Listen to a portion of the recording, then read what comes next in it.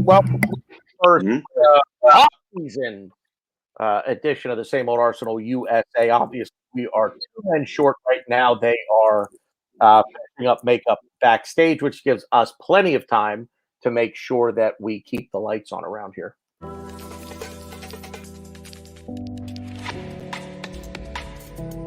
West Cork Beard Company make beard oil and beard balm for a strong, healthy, great-looking beard. Handmade from all natural ingredients in Clonakilty, West Cork. Check out their YouTube channel for beard care tips and advice, or catch them online at westcorkbeardcompany.ie. So once Stan and Rohan are finished getting primed and proper for the show, we will dive in. In the meantime, I will do a little introduction. We're going to talk a little Arsenal news stuff because there are some things outside of the transfer market making the rounds today. I'm sure you, Ryan, and you, Glenn, have both heard the Ainsley Maitland-Niles thing from an interview I guess he did with a newspaper over there. So we'll get into that. Obviously, as I've tweeted in the show account on Twitter, has tweeted out, we are going to do I don't want to call it a fantasy draft because it's not. We're not including players that we would love to see here because it would just be absolutely silly. So, got so many notes. Yeah, right. All the notes. I want all the notes. But yeah, so another 5 to 10 seconds here, and hopefully we've got Stan and or Rohan in here.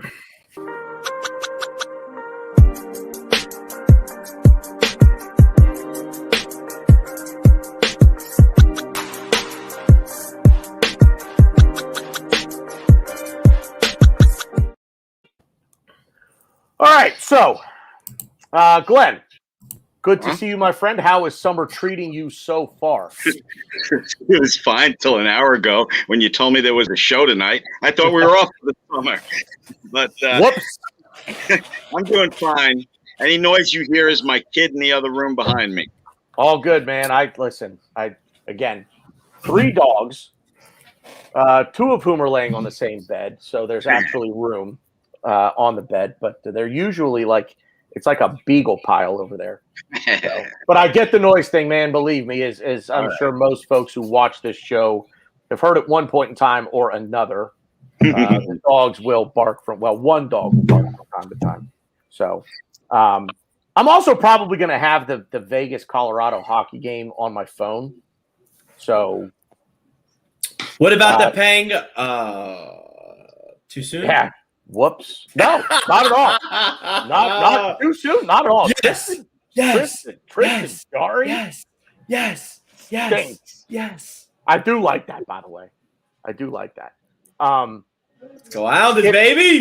If your boys can finish the job tomorrow night on the island, I'll be a massive Islanders fan again when they play Tampa. I don't like the Lightning, man. I've never liked the Lightning, and I'll be a massive Islanders fan in that series. So, anyway, Ryan, as we talk hockey for a minute, how are you, brother?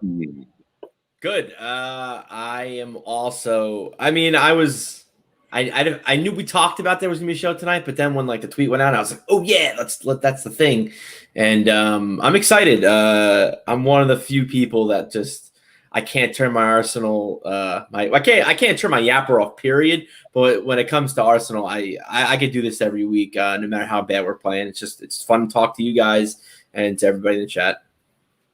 Well, what's nice is we're not playing right now, so all is well in the world of I shouldn't say all is well in the world of Arsenal. But Stan, are we coming through all right now? Yes, mate. Everything is coming through loud and clear. Good. I was on an echo there for a minute, according to Ryan and Glenn, so I think I got that fixed. But how are you, friend? How's the summer in the Pacific Northwest? Lovely, mate. Over here in North Vancouver at the moment, and looking forward to being back and chatting with everybody after our week away. Yeah, what's happened, right, since we were last here? Well, a lot of news making the rounds at the moment. before we get into the draft, we'll spend a little bit of time talking about some news. Probably I didn't really see much about it on Twitter today, but the Ainsley Maitland-Niles thing. I guess he was, I don't know, like crying that Arsenal haven't talked to me, and like he doesn't know.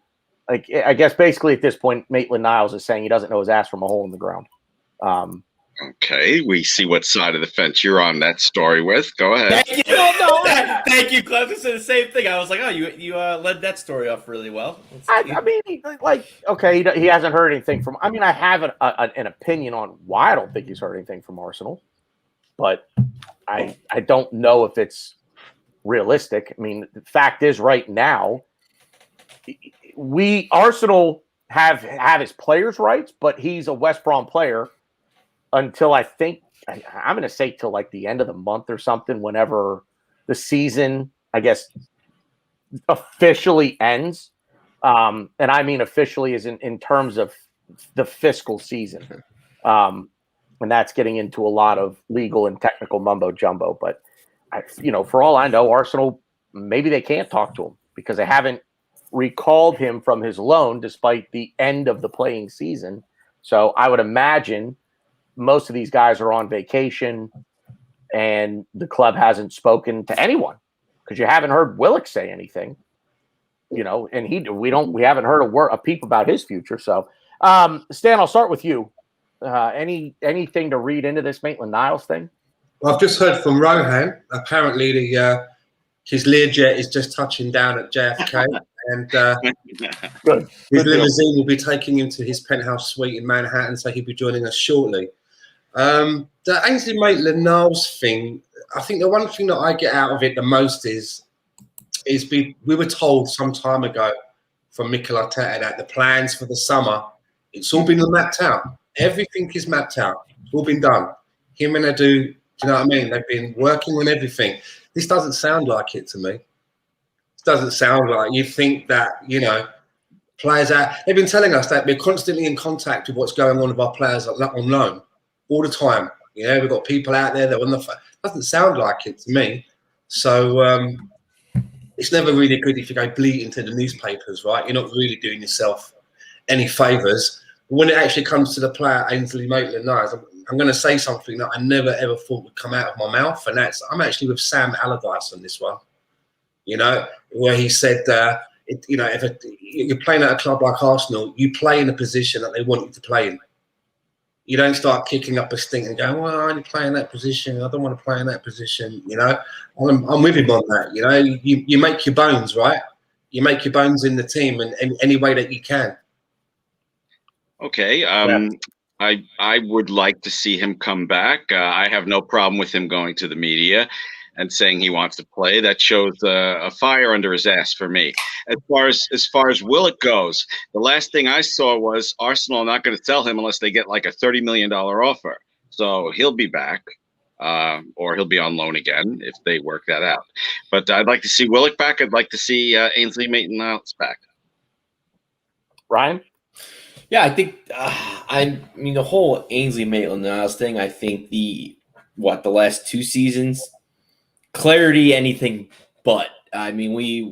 There's rumors going around that he doesn't want to play right back, and then he comes out in an interview saying, I play wherever the coach wants to play me. I'll play left back, I'll play right back. Then he goes out on loan, he plays center mid, and then I think it was Sam Allardyce in an interview said, I asked him what he wanted to play. And I put him where he wants to play. So it's just, I don't know. It's very interesting. I think this window is going to address a lot, and I think it'll tell us a lot. If we don't get full coverage at right back or coverage at left back, and we bring AMN back, he's probably going to play there. If we don't get the center mids that we want to get in. We'll give him a chance. I tweeted this out earlier. And my whole thing with AMN is the one thing that I love about him is he's super athletic. He's a machine. He can run around the pitch. He can do a lot of good for us. And what's the one thing we lack in the center of the pitch? Athleticism. So I really want him to I don't think he has a place for us in the starting 11 for Arsenal going forward in the center of the field for us. Do you see him as a squad player, Ryan? What? Yeah. You gonna say something, Tanner? No, go ahead. Answer, Glenn. Go ahead. Yeah. No. So that's actually what I was getting to. Is I think we need athleticism. He brings athleticism. He has a certain skill set that we actually really need in the middle of the field. I just don't think he does it to us being in a top 4, us competing in the Champions League, us being where the collective fan base wants to be. I think I shout out to Mike Hers coming for the El Neni hype. I think he's right there with El Neni. I think he's a perfect squad player. But the thing is, he's got to accept it. So I guess in that way, he's not a perfect squad player. He has to accept being a squad player, which I don't think he wants. I think he'd rather be. He has to accept it if he's going to play here. Yeah, well, yeah. He's got to be like Chambers. He's got to be like Chambers and say, "Where you want me, coach?" Because let's dig into it a little bit. He's 24, so he's older, but he's not there yet. Like, he could still get better. So I'm all for keeping him in the middle of the field. I think whether it is we play him a little farther back, we play him further, I don't know. I like him more for his defensive purposes. I think he's a better defender than he is a forward offensive player. But I just it sucks because we know he's a good defender. He's done really well in his one-on-one defense when he's a fullback for us, and we know he has speed. We know he has the ball dribbling. We know he has passing. His crossing's not great, but he has the athleticism that we need to compete with the top. The question is he going to be there game in, game out? I don't think so. I think he's in El Neni's boat. I think we use him for certain games, but I think his quality of play is not there yet. So if he wants to play in the center of the field, hey, dude, you have to rotate. You're gonna be a squad player, and I don't think he's gonna accept it. I think he'd rather be, at a Brighton, at a Brentford, and just start week in, week out. Even at a West Brom team who, yes, they got relegated, but they're going to be competing to come right back up. So I wouldn't even be surprised if he's willing to go to the Championship and play for one of the top dogs. That's willing to come up, because I think he's really, because let's face it too, we've also heard this multiple times that he wants to play center mid. This isn't just the first time we're hearing about this. This isn't like, oh, Sam Allardyce put him there and now he's in love. No, this has been like his long-time girlfriend. Like this is where he wants to be. So I think decisions for us have to be made to affect what he wants to do. Let me circle back to something you said. And so you brought up the term athleticism, and it's the one thing that we talk about with him all the time. He might have more athleticism than damn near anyone else in this squad right now. But, and I'm going to use an example here. Number one, I don't think Arteta values athleticism the way that he should, and the way that I think most of us do. I think he values intelligence and technical ability more than athleticism, and I think they are exclusive. I think you can have them all, but I think a player like that is very rare. So I have said before that I think Mikel Arteta has thought that Granit Xhaka was the most important player in his starting 11, and look at the lack of athleticism there. So you see where I'm going with this? Like, I just don't think Arteta values athleticism. I think he wants players who are good at one very specific job, who have a high footballing IQ, and a high technical ability rating. And I don't think that AMN fits that bill. Stan, what are your thoughts? Am I crazy in my thought process here? I thought he was fairly rubbish as a fullback, to be honest. Left back or right back, I thought really average. Nothing to write home about. He's playing in the midfield now for West Bromwich Albion. Where are they? Where did they finish in the league? Oh yeah, 18th, 19th. So, I don't really have anything different about the player, to be honest with you. if he wants to come back and be a squad player, you know, I'm sure that he could make a contribution. But I'm not going to really miss him, to be honest. He's never really done it for me. He seems like a nice enough guy, but I'm not really bothered. I've seen enough of AMN to want one more season from him, whether it's as a squad player here or on loan for another season with a team that's going to play him the way Willett got minutes. So yeah, that's my stance on it. I'm not like sitting here to defend him. I'm saying I've seen enough from him. I'd like one more year before we give up on him. I actually agree because I think that there's a player in there, and I think that whether we keep him or loan him, I kind of agree with Stan. He was actually one of my favorite players. I loved him before he kind of I don't even know what to call what he did. But yeah, I'm really indifferent about it now, and I do want to see him one more year, whether he's with us or he's on loan, because I do think his value can go up. I think what needs to happen is we need to figure out what he's doing. If he doesn't want to play fullback, I would be cool. That's fine. And if I'm Arteta, you know, I can't promise you minutes. If you want to play center mid, I get that. That's cool. But I can't promise you're going to play a lot. So do we want to send you on loan? I don't know. I think it was a little tough. I think he was actually pretty good. I watched him on loan a few times. I watched a few of his games. He was good. I think he got overshadowed by Conor Gallagher a lot in most games. And I was like, ooh, okay, amen. And I tweeted this, like, bring Conor. I want Conor Gallagher on our team. And then I find out, of course, like every good young player at a crappy relegation team, he plays for Chelsea. He's on loan from Chelsea. So yeah. So I mean, I really think that we could benefit from another year of seeing him play, because right now I don't think, especially with teams being like, oh yeah, you want to, you know, they call Arsenal, hey, you want to sell AMN? Where does he play? Well, he played right back that one time. Then he was left back. Then he played left wing back. That was a fun game. And then he went to West Brom. I think Sam Allardyce put him in the middle of the field. I think it was center mid. We need clarity. You need clarity in a position. We need clarity on what he wants. And if that's what he wants, if he wants to put his foot in the mud and be like, no, I'm playing center mid, and if you don't want to play me there, get rid of me. At this point, at first I was like, no. I was like putting my foot down. But you know what? Cool.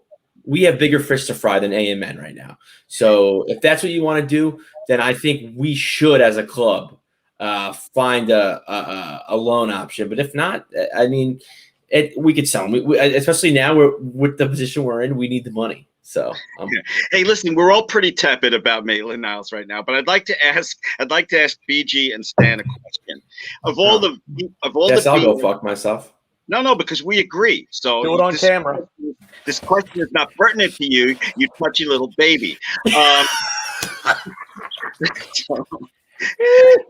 one transfer rumor that seems to be true is Xhaka leaving.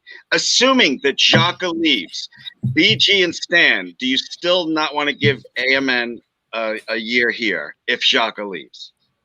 Stan, I'll let you go first. I just think that no one's ever really. Why have none of the managers, you know, tried him there then? Why have they see him every day. They see this guy in training. They've seen him in the under-23s. They've seen him out on loan. They don't seem to want to give him a chance there. So I'm kind of. I tell you where I am with Ainsley Maitland-Niles. When I downloaded FIFA 21 the other day to start it, before I start my career mode, I usually go off and find all of the players that we've loaned out and bring them into my starting squad before I start. So when I start up this career mode, I've got everybody there and I make the decisions. I've done all of that, and it wasn't until like a couple of games in I realised I'd forgotten all about Ainsley Maitland-Niles. I left him at West Brom. First thing I do in FIFA 21 is sell Xhaka. Okay. I kind of forgot he was an Arsenal player, and that's kind of where I am with him. I keep forgetting about him. BG? I'm kind of with Stan on this. I mean, like when he went out on loan, he was very prominent in my mind when he was here. When he went out on loan, it was kind of like, wait, who? Who are you talking about? Exactly. I couldn't. And I hate to say that because Maitland-Niles has been. I can't say he's been one of my favorite players, but he's been a player that I've really wanted to see do well because I think there's a skill set there The athleticism is unquestioned. And that I see that, and I'm like, there's got to be a way for him to get a foothold in this side. But the problem is, and what it always comes back to, is upper management, on-field management, and I'm going to throw the fan base in with this. We're never satisfied. We always think there's something better out there. We're the cheating husband. We've got the most beautiful woman in the world, but we always think that there's someone more beautiful out there, and we're always, just like constantly looking for this. And so it's do we give him the year, like you're suggesting, Glenn, and say, all right, here you go, fight for your spot, or do you go buy somebody to replace him? Because you're damned if you do, you're damned if you don't, no matter what happens. And upper management and Arteta and the like. I mean, these guys, they don't. I'll circle back to my previous statement. They don't know their asses from a hole in the ground. They don't know what they want to do. They have no clue. Again, I'll go back to things that I've said in previous shows. When it comes to squad building, are you going to develop your academy in the hopes that they're going to come through and crack the top and crack the starting 11 in the senior squad, or are you a club that just go out and buy all of your players? They don't know what they want to do. They're 1 foot in, they're 1 foot out. They're lukewarm. As a club, top to bottom, I think, Glenn, you used the term tepid. That's a great way to put it. And I'm kind of spiraling away from what you said here. To answer the question, if we do in fact sell Xhaka, would I give AMN a run? No. Okay. I wouldn't. Gun to my head right now. Let me say this one thing real quick, Ryan. No, you're good. You're good. This is and Ryan, you're gonna most people I think are gonna lambaste me for this. When we sell Xhaka, because I think that there's too much smoke now around this for there to not be fire. Until we see what we replace him with, we're a worse team without him. Now, understand. Hang on. This is an addition by subtraction, in my opinion. Until we see what is going to replace Granit Xhaka, we are going to be a worse club without him. Now, that is not to say that when we replace him, we're still a worse team. Could be, maybe not. Hope not. But until the replacement comes in and we see who that is, we're a worse team without him in the lineup, and I would trust him over Maitland-Niles. I think overall, yes, Granit Xhaka has that one bonehead error in him every 8 to 10 games.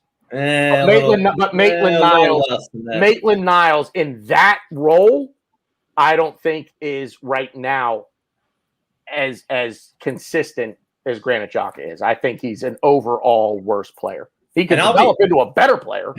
I would actually say, Maitland-Niles, Granit Xhaka, I'd actually put Mohamed Elneny ahead of both of them. And I think the stats also showed as well, didn't it? Towards the end of the season when Granit wasn't playing, we had a much better win percentage when we have Elneny in the team. And if people want to laugh, on the chat box about that, that's fine with me. But I just think that overall, I think Mohamed Elneny is in that role. What we're doing at the moment, I much prefer him ahead of Xhaka, and I do certainly think that he's more capable and more experienced to have there than Ainsley Maitland-Niles.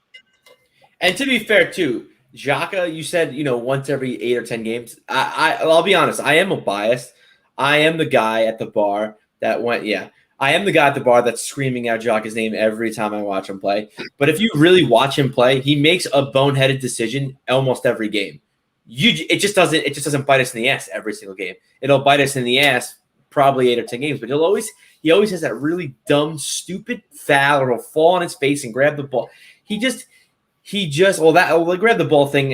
That's, I don't really hate it as much as that, but he just has he's just very unathletic. Yeah, right. I'm actually flying to Rome. It's funny. I actually thought about this. I was very drunk when I thought about this. You're just like making sure that he gets off the plane at Rome. Yeah, on the same flight, just to make sure. But he's going to get him into Center City, Rome, and then be like, "All right, get out of the car." I was thinking. He's gonna be like, leave the gun, take the cannoli. I was thinking about this. I was just very drunk, and now I think about it again. It's really stupid, but I was gonna buy a Xhaka jersey for when he joins Rome because it's like I'm not really supporting him. I'm supporting the fact that he's not with us. He's in Rome. Another team. Yeah, I'm supporting the fact that he's on another team. I was like, this is genius. I was very inebriated, but yeah, no. The one thing I really wanted to say about AMN really quick was another piece of the puzzle that we kind of really didn't talk about was the reason why he played right back for us and why he was doing what he was doing is because of injuries. Bellerin, I think it was pre-ACL. Bellerin was hurt, though, for some reason. We needed a right back. We didn't know what to do, so we put AMN in there. Yeah, he didn't do that bad of a job. I mean, besides Stan, I think most of us really thought he did a good job. I thought he played well in Bellerin's absence. This is like 2-3 seasons. It might be also when Wenger was our coach. I don't even know. But he didn't do that bad. And because of his athleticism and willing to adapt, okay, cool. He's our paper over the cracks. He's our easy fix-it guy. Cool. And I think he just that it's almost the best way to describe it is almost, Jason Alexander playing George Costanza in Seinfeld. He got the role. Now he can't get another role anywhere in Hollywood. That's what he does. Everyone sees him as George Costanza. Because I think George Costanza. And I don't think AMN has that bad, but I do think that kind of happened to him in Arsenal where he played right back for a little bit for us, and then people kind of like, oh, like he's not terrible. Like, let's leave him there and see what happens. And I think at that point, we had the center of the park kind of figured out. Well, that's pretty much where he caught his break into the starting 11 was at right back. Exactly. And I think people lose sight of that, and people go like, oh, he needs to stop. Well, but it makes sense why we're almost like typecasting him in that right back spot. But now that he's older, we have other needs to attend to. He's not a Saka where we kind of got to please him. He's I think it's just we need to sit. Arteta and him need to sit in a room, close the doors, turn off your phones, and just talk for like 15-20 minutes, figure it out, and then make a decision. Because honestly, if you look at all the shit that we need to do this transfer window, which everybody knows, I hope everybody knows we're not going to do everything we want to do. He is probably well past all of that. So I think that's just something that him as a player needs to accept and figure out, and he needs to let Arteta know. BG, please. We spent 27 minutes speaking about fucking Ainsley Maitland-Niles, which is probably more minutes than he'll get if he comes to Arsenal next season. Can I just put a cap on this because I had to remember this thing during Ryan's answer. When I gave that Maitland-Niles question, it wasn't to automatically insert him into the starting 11. It was Xhaka gone. He gets a chance for more minutes, if he comes back here for a season. That's all I meant. Get his chance to prove himself and earn a spot. Yeah, Jesus. It it depends who we sign because the middle of the field is our biggest concern. Whether it's an attacking 10 or a defensive midfielder or just a regular center mid, I think that's a big concern for us. And yeah, I think going back to your question, Glenn, if we don't address it, I think why not give AMN minutes? Moving on. Let's keep this quick. A lot of people over the weekend were pretty upset, it seems like, that we did not, or that we lost out on Emi Buendia to Aston Villa. And I'm going to start with you. Are you just thoughts on it? Is it, oh my God, we lost out on a player to Aston Villa, or is it, okay, like whatever. The transfer window hasn't even opened yet. So what's your take? Who'd you ask? I missed that. Stan, I'll start with. Well, my take on it is like this, basically. If it was a case, right, that Emi Buendia and his representatives were sat there at a table, and on you got one side, you've got the Aston Villa guys, and on the other side, you've got Mikel Arteta and Edu, and they're both giving their vision of their football club moving forward, and their pitch for Emi Buendia, and he sat there and he went, yeah, I'm going to go with Villa. And I'd be disappointed because I'd be saying that Mikel Arteta can't even sell his process to a championship player. But I don't believe that was the case. I think it was more of a case, and you've got to remember the guy that owns Aston Villa is absolutely minted. He's not short. Third richest ownership in the Premier League. There you go. And I just think it was a case of Arsenal were happy to meet the asking price and maybe even a little bit more. But we're Arsenal. And we always want to pay in instalments, yeah? We want to pay £5 a week to the end of time itself. Whereas Aston Villa probably went in and said, we'll fly you a cheque for the whole amount.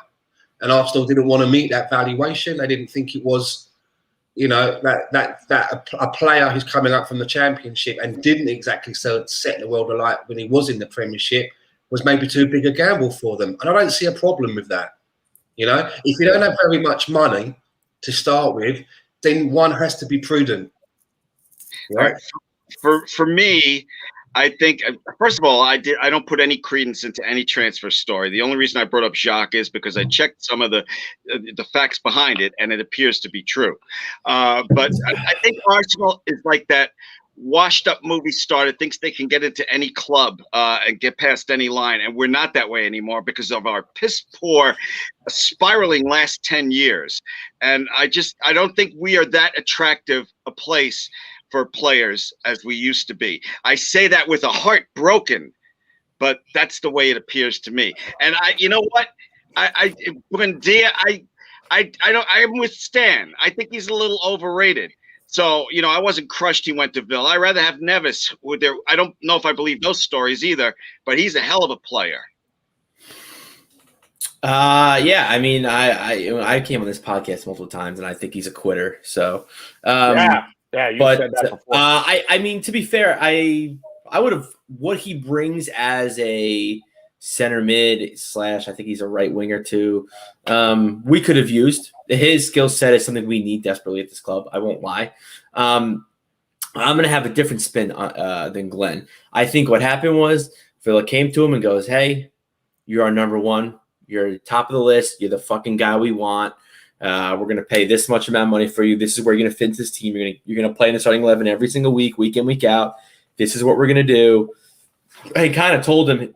They pretty much told him what his first season at Villa is going to be like. Whereas us, I think we go. Let's see, Emi Buendia here. Okay, yeah, you're one of the guys we're looking at. Yeah, we're gonna play you a lot. Hopefully, you're probably gonna rotate around. You may find yourself playing at fullback now and then. Yeah, yeah, but I think Buendia was not Arsenal's top target. So they were like, you know what? And to be fair, I also think Arsenal didn't think a team would come in for Buendia so hot and heavy so quick. So they were kind of like, "Oh, you're pressuring us, and there's other fish in the sea." Like an eligible bachelor. There's other fish in the sea. We'll let him go to Villa, and we'll figure things out. I think that's what happened more. Like, because you know how we are. We always have a list of targets. We never can pinpoint what we want, and a team decided to just come in and swoop them away from us, which. Power to Villa, man. And to be fair, him and Emi Martinez, teammates in Argentina, and they have the same agent. So it's like, it's not really shocking that he went. I'm not shocked that he went to Villa. I'm not upset that he went to Villa. I do think I liked Buendia only because he kind of gave us room to kind of flex the formation. He could play in a 4-3-3. He could play in a 4-2-3-1. He could play in a lot of different formations, whereas someone like an Odegaard can't really play in a 4-3-3. So it sucked, but I do think we have bigger fish to fry. He was just another name on the list. All right, cool. You're gone. See you later. It is what it is. Last thing in terms of as well. Yeah, for every successful player like a Jamie Vardy who can make a step up from a lower league, into the top league, you always have a Berahima as well.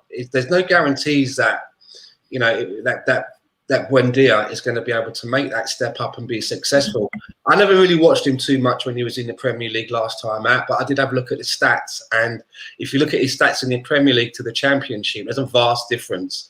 It's like when you see one of these kids at the young, under 23s, they're banging 7 goals a game. They finish the season on like 65 goals, and then they come into the first team, and they literally can't get a sniff. And I do worry a little bit about making that kind of a decision, right? Yeah, it'll be interesting. A good example. What was his name? Sad Bodiarama from Brentford. Yeah. He came from, he went to West Ham. You think, okay, that could happen. I don't know how many, he didn't start many games for West Ham. I can promise you that he didn't play very much. Granted, it was his first. Yeah, he did. He hasn't been with the team long, but the same thing could happen, So and he took the championship by storm. And we were linked to them for a while. Everybody wanted him, and then he went to West Ham, and it was just like, I don't know. So I mean, anything's possible. I wish him luck, and that's fine because they're gonna get Brendia. That's awesome. And then when we sneak in and take Grealish at the last week of the transfer window, it's the ultimate wet willy, and then you smell it too. Or is that when you put your finger in the grass? I don't know. What's happening? I don't know. Anyways. So the last bit of news making the rounds is, and this literally just came up. But I don't want to spend a ton of time on this either. But Daniel Ek supposedly is going to put in an offer of $2 billion, pounds to KSE to buy Arsenal. Glenn, real quick, is this ever going to happen, or is this all Daniel Ek just trying to boost Spotify's stock shares? When it comes to American billionaires, most of them are dickheads, and Kroenke doesn't want to sell. And I don't care how much Ek offers him; he's not going to sell. He's a billionaire dickhead from America, and he doesn't want to give up his England toy. Ryan, I don't care until it's official that he bought Arsenal. I do not care about these rumors. I'm with you there, Stan.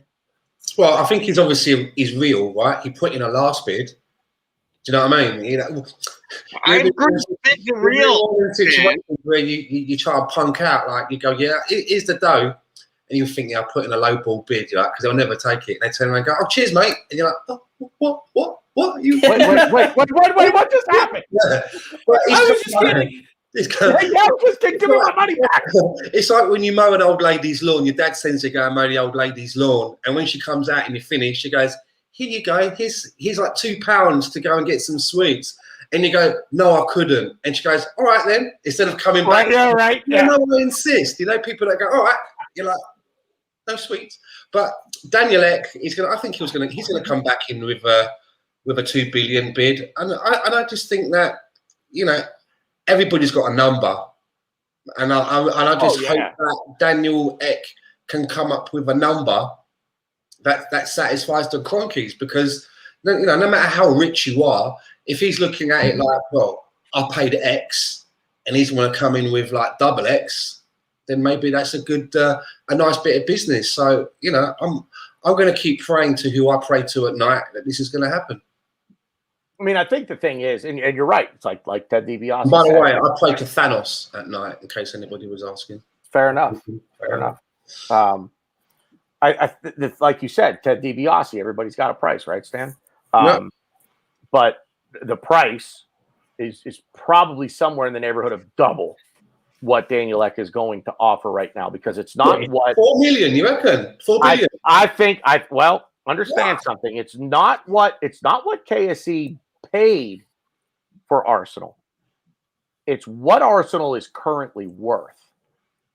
And they're currently worth $2.1 billion. So if they're worth that, there's no way KSE says, okay, you're paying what it's worth. No, that's not, you're going to double it. So it's not double what they paid. It's double what it's worth. And we're worth more now. Oddly enough, ironically enough, somehow this club is worth more now than it was when KSE bought it. I mean, even when KSE got the 96% or whatever it was when they bought out Usmanov. But I just don't. I hear everybody in the chat. The three legends aren't on board for a PR stunt, but I don't know. It just like Glenn, like you said, the bids are real. I believe the bids are real, Stan. I don't think this is all theater. I just think that he's never going to sell, no matter what the price. So enter Yanan, Stan. I know you love that name. Are we still worth this without European football? So the worth will most likely go down slightly, but it will only go down based on the revenue that the club would have generated from having European football this year. So what's Europa League worth? 30 million? That's not a number. It is not a number that is going to impact a sale price at all, in my opinion. You have to figure you players. The stadium is a big one.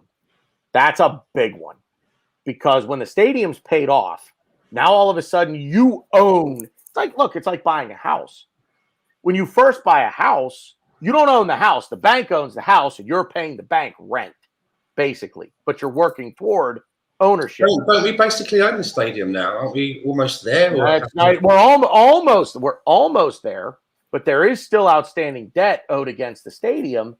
So, but once that's cleared up, boy, all of a sudden, and here's the thing: if you're Daniel Ek, get in now.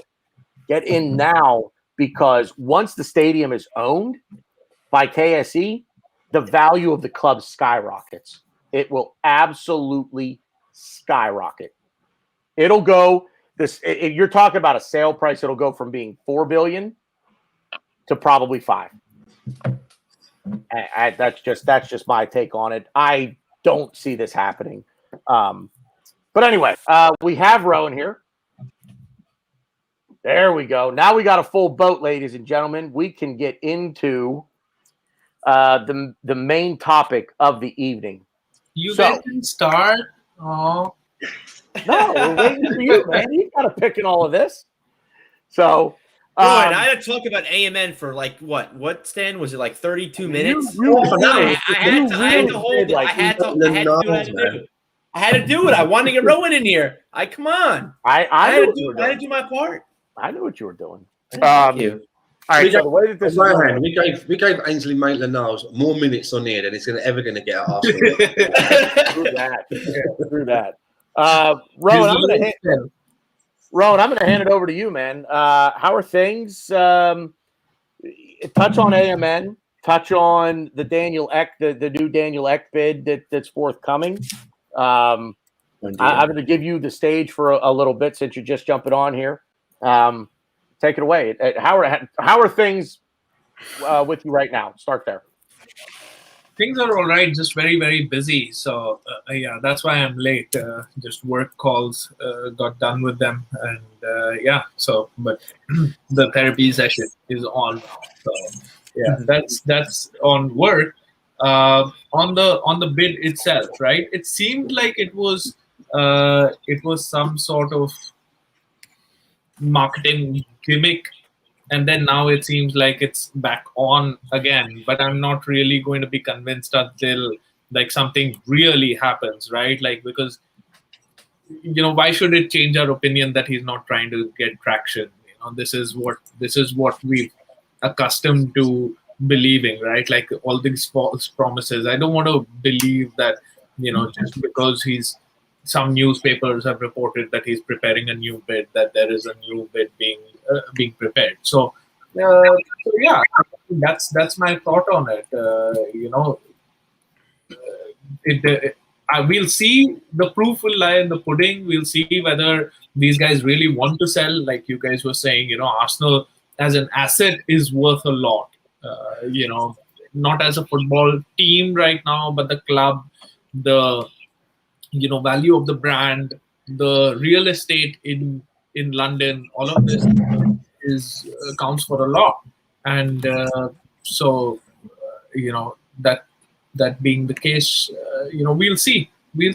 I don't know how much he'll have the backing of these guys, our legends who were openly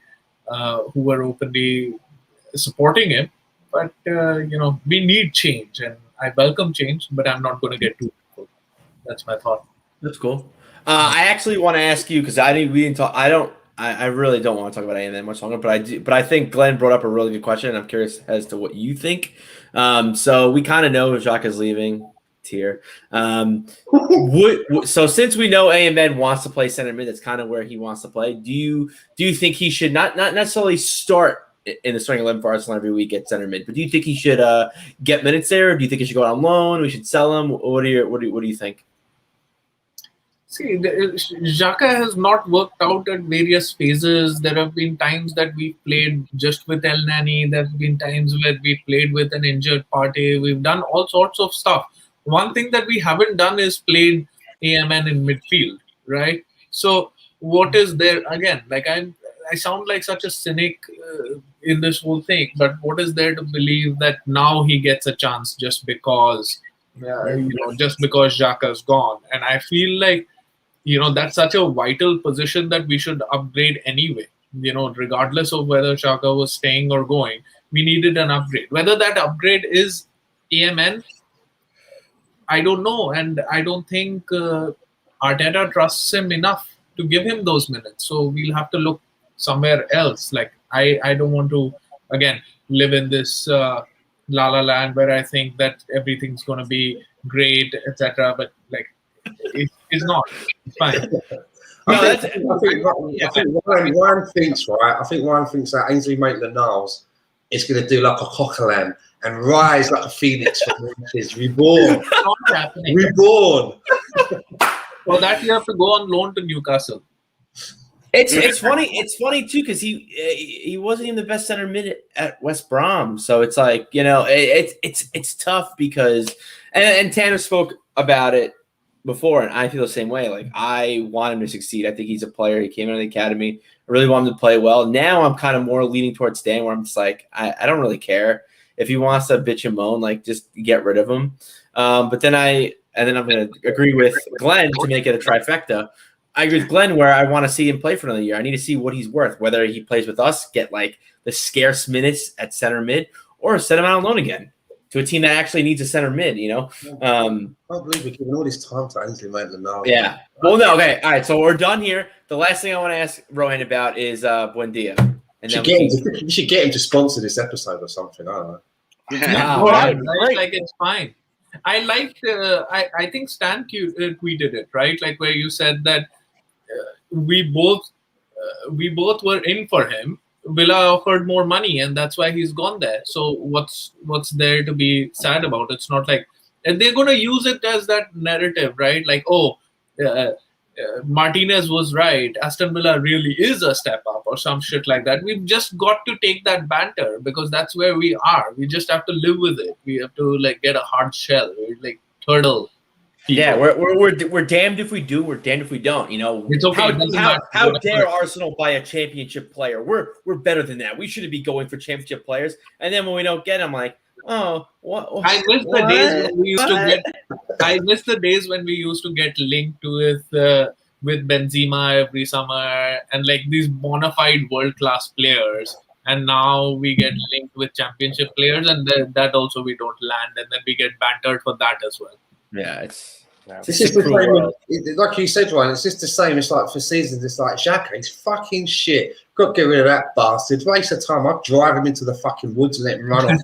And as soon as you find out that someone's willing to pay some money, but it ain't the right price that you think, it's like, well, we're being lowballed here. It's at least worth 40 million. I don't get it, man. They're like, whatever was it Roma offered, it turned out, I love the way that it was like 15 million euros, but the way that it was published in the news, they done like the fucking currency exchange to pounds, and so they ruled it out at 12.9 million pounds. Yeah. Did you know what I mean? The 0.9. And I'm just like, fucking take it, mate. Do you know what I mean? If it was up to Ryan, he'll sell him for $12.99. But I have to say, I would pay Roma. I'd be like, yeah, look, I'll fly him for free. If Mikel Arteta really thinks that much of Granit Xhaka, why is he not fighting to keep him and extend his contract?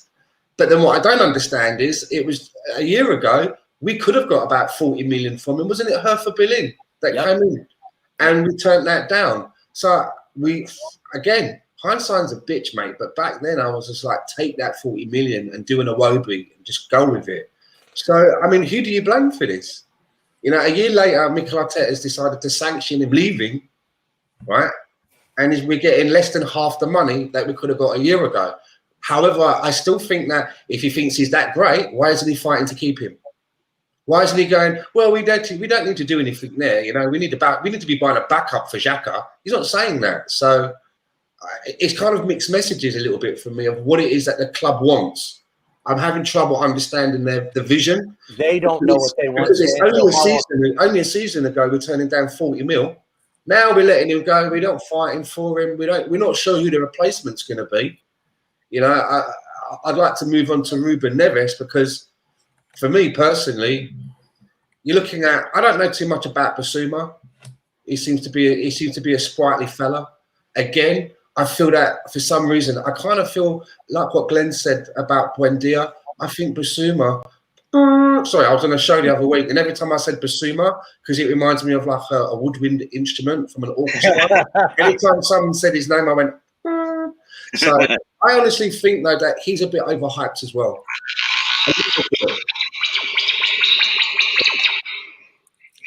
Raiders on. We're playing a little bit overhyped. I do think that. Glenn, put the safety on that blaster, will you? I've seen people like really like turning their nose up at Ruben Nevis, and this is just my opinion. Ruben Nevis is a player that he used to stick out to me a couple of seasons ago. I don't know why I found myself watching games with Wolves, and he was a player that he just caught my eye. I wasn't watching it because of him, but he was a player that caught my eye, and I actually think that everything that fans want Xhaka to be, that they will him to be, I think that Ruben Nevis has those qualities. Yeah, I agree. I think Nevis is a game changer. Nevis is a game changer. I do not believe Buendia is. I just think that he's more mobile than Xhaka. Someone wrote it brilliantly. Ball comes to Xhaka, he sets himself, looks around. There are players 10 meters away from me. Okay, what am I going to do? 10, 9, 8, counts down to 1, and then it just says passes back to Bellerin. That's what you're going to get. But I just think that Ruben Neves, I think he's more mobile. His age, he has a better ceiling. He's 24 years old. People are saying that the season just gone, he didn't have a good one. Maybe he had a little bit of a dip. Maybe he could do with a change. But previously at Wolves, I think he's been very good. Well, Wolves themselves did not have a good season. So that's you could chalk that up to that. He can score some screamers. And I know that Xhaka likes to try them, but invariably Neves, I think, has a better ratio of actually getting it in between the sticks. I think he has a better passing range. He can do what David Luiz does, which was successful for us, by switching the play. He can cross balls right over and switch the play, which is something that we're going to lose now with David Luiz going. And that was a lot of things that people liked. I honestly, just my opinion, I'm surprised that he's getting the heat that he is. And I'm actually really pleased that there may be an opportunity that we get him, because for the position that he plays in the Premier League, he's been one of my little favourites for quite some time. Maybe I'll be proved wrong. Maybe he'll come in and just be a Xhaka clone. I don't know, but I like the sound of him coming in. Yeah, I spoke to you guys. I didn't hear. I don't really know much about him, so I did a little frantic research. And I think he's everything better than Xhaka. I don't think he greatly excels at anything better than Xhaka. I don't think he's great at anything, but he seems to do everything better than Xhaka, which is good. The only thing that worries me about him that I've noticed, he takes a lot of shots from outside the 18 and he doesn't even come close to the net. So he's like almost like adopts the really poor qualities of Thomas Partey, where he shoots the ball and it goes into outer space, which I don't need. I don't think we need that as a club. But if you want to bring Basuma into the mix, I think Basuma is just a different player than Neves. I think Basuma is more. I think Neves probably does a little bit more than Basuma, but the thing is, like, Basuma does, he does he's very concentrated and he's very particular. His particular set of skills that we need is exactly what I said. Is exactly what we need. I think he's a player that's going to disrupt play. He's athletic. He's athleticism through the roof. He'll throw in some tackles. He'll win the ball, intercept the ball, and I think Basuma. How do I put this? I think Basuma makes Thomas Partey a better player, whereas I think Neves is probably a better partner for Partey. If that makes any sense. That is probably going to be the best comment tonight. I doubt if there's going to be one. That is pretty great. That is fucking brilliant. That is pretty great. I don't mean to be a I guess I don't know. What You are. Whatever you try not to be, you are. I'm telling you, right? Basuma ain't coming here. Why? Tell me why. Because he doesn't fit anything that Arteta wants this team to be. Why? What does Arteta want this team to be that he doesn't? Too non-athletic. Stop it. I hate to say it. Stop. But I'm kind of serious with this. He's too athletic. Can we do this draft already? You're pissing me off. No, can you hit him? Basuma ain't coming. Basuma ain't coming here. Okay. I'm sorry, okay. but he's not. But he's not coming here. Can we do this? Can we do this mythological draft or whatever you want us to do? I just want to say that I agree with Matthew Hudson. He says, I'd rather see shots flying than boring back and sideways passes. That's true. That's very true. Hey, look. If you don't shoot, you don't score, right? That's right. So my mom always tells me. I mean, there's no such thing as a bad shot. All right. I kind of feel like we could do this. I mean, look, we could keep going with this. We could do the draft some other time. I don't care. I kind of like where. No, because you're pissing me off about Basuma. I mean, do you really think we're going to get him? I think we can get him. I don't know if we will. It depends. I think. Do you think we'll go in for him? Do you think we'll make a bid for him? Again, it goes back to what I said not last week, but our last podcast. I think we have so many fucking names on our fucking list that it's just like, oh yeah, we can do him, and then we kind of like almost like exactly like Buendia. I'm sure he was on our list. Villa went in for him. We were like, oh well, okay, cross him off. It's gonna happen. So many teams are going for so many of these players that we want, and we're gonna be stuck with God knows, I don't know, but probably Sander Berge. Well, I think it says something about Buendia when he has a chance to play for the sixth biggest club in the world, but he'd rather take $1 more from Aston Villa. So screw him, move on, get Nevis. I just want to. I think it's a little more complicated than that, Glenn. May I ask you guys a question? Because if we're looking for a midfielder to play in a deeper role, and we're talking about Nevis, we're talking about Basuma. And I've heard a few people say in different ways, are we looking for a player that's going to play deeper than Thomas Partey, and Partey is going to be the guy in between that player and the number 10 if we play in that formation, whether that be Buendia, Odegaard or ESR? Or are we looking for a player where we have Thomas Partey deeper and this other guy is going to be slightly in front of Partey doing the recycling and getting it to the... What's happening here in people's eyes?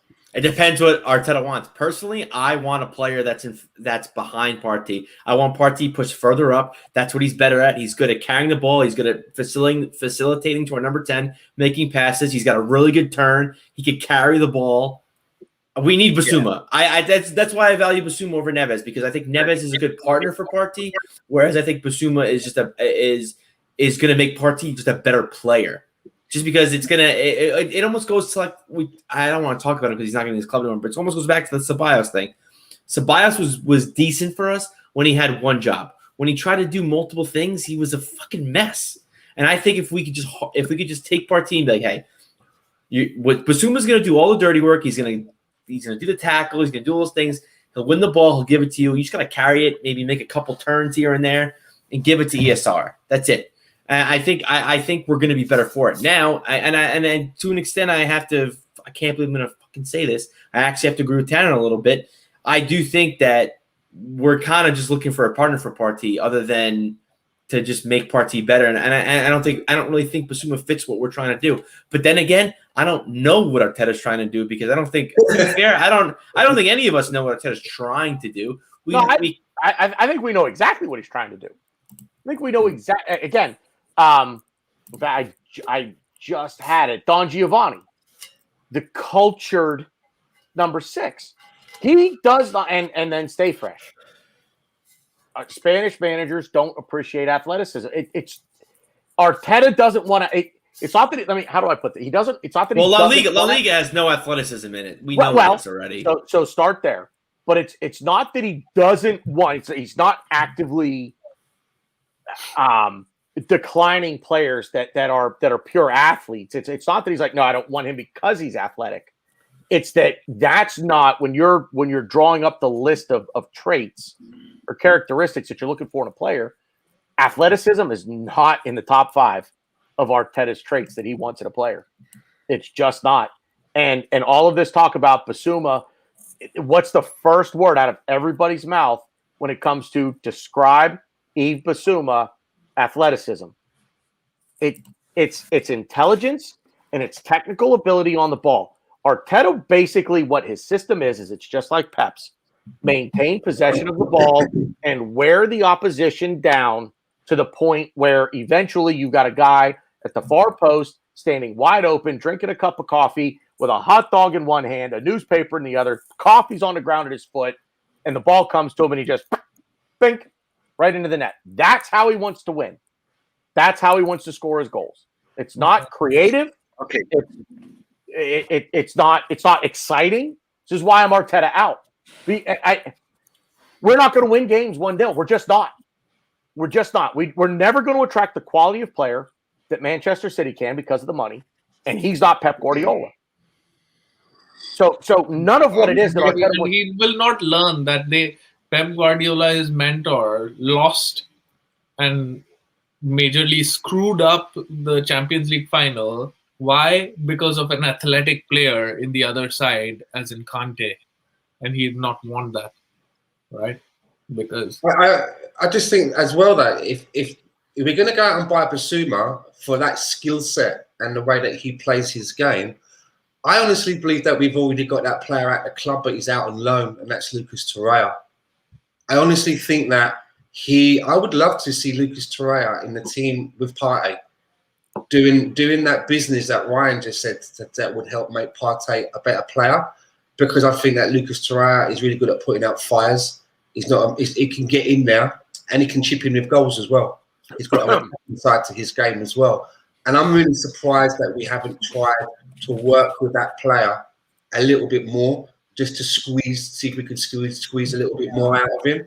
But I just wanted to say as well, we've got Gracious Greek, it's his first time finding us tonight, watching us all the way from, same country as myself, Canada, but he's watching from Toronto. And a couple of other new names I've seen. Rin, is it? And LT. LT's a new one, yeah. LT's a new one. Yep. So I just wanted to say a big shout out to everyone in the chat box as well, and to those newbies that have joined us and found us. We're here every Tuesday. Okay. Real quick, back to Stan's point from 2 hours ago before Ryan gave his answer. You were talking about Partey and Nevis. And Ryan, don't look so fucking serious. Jesus. I'm not. What?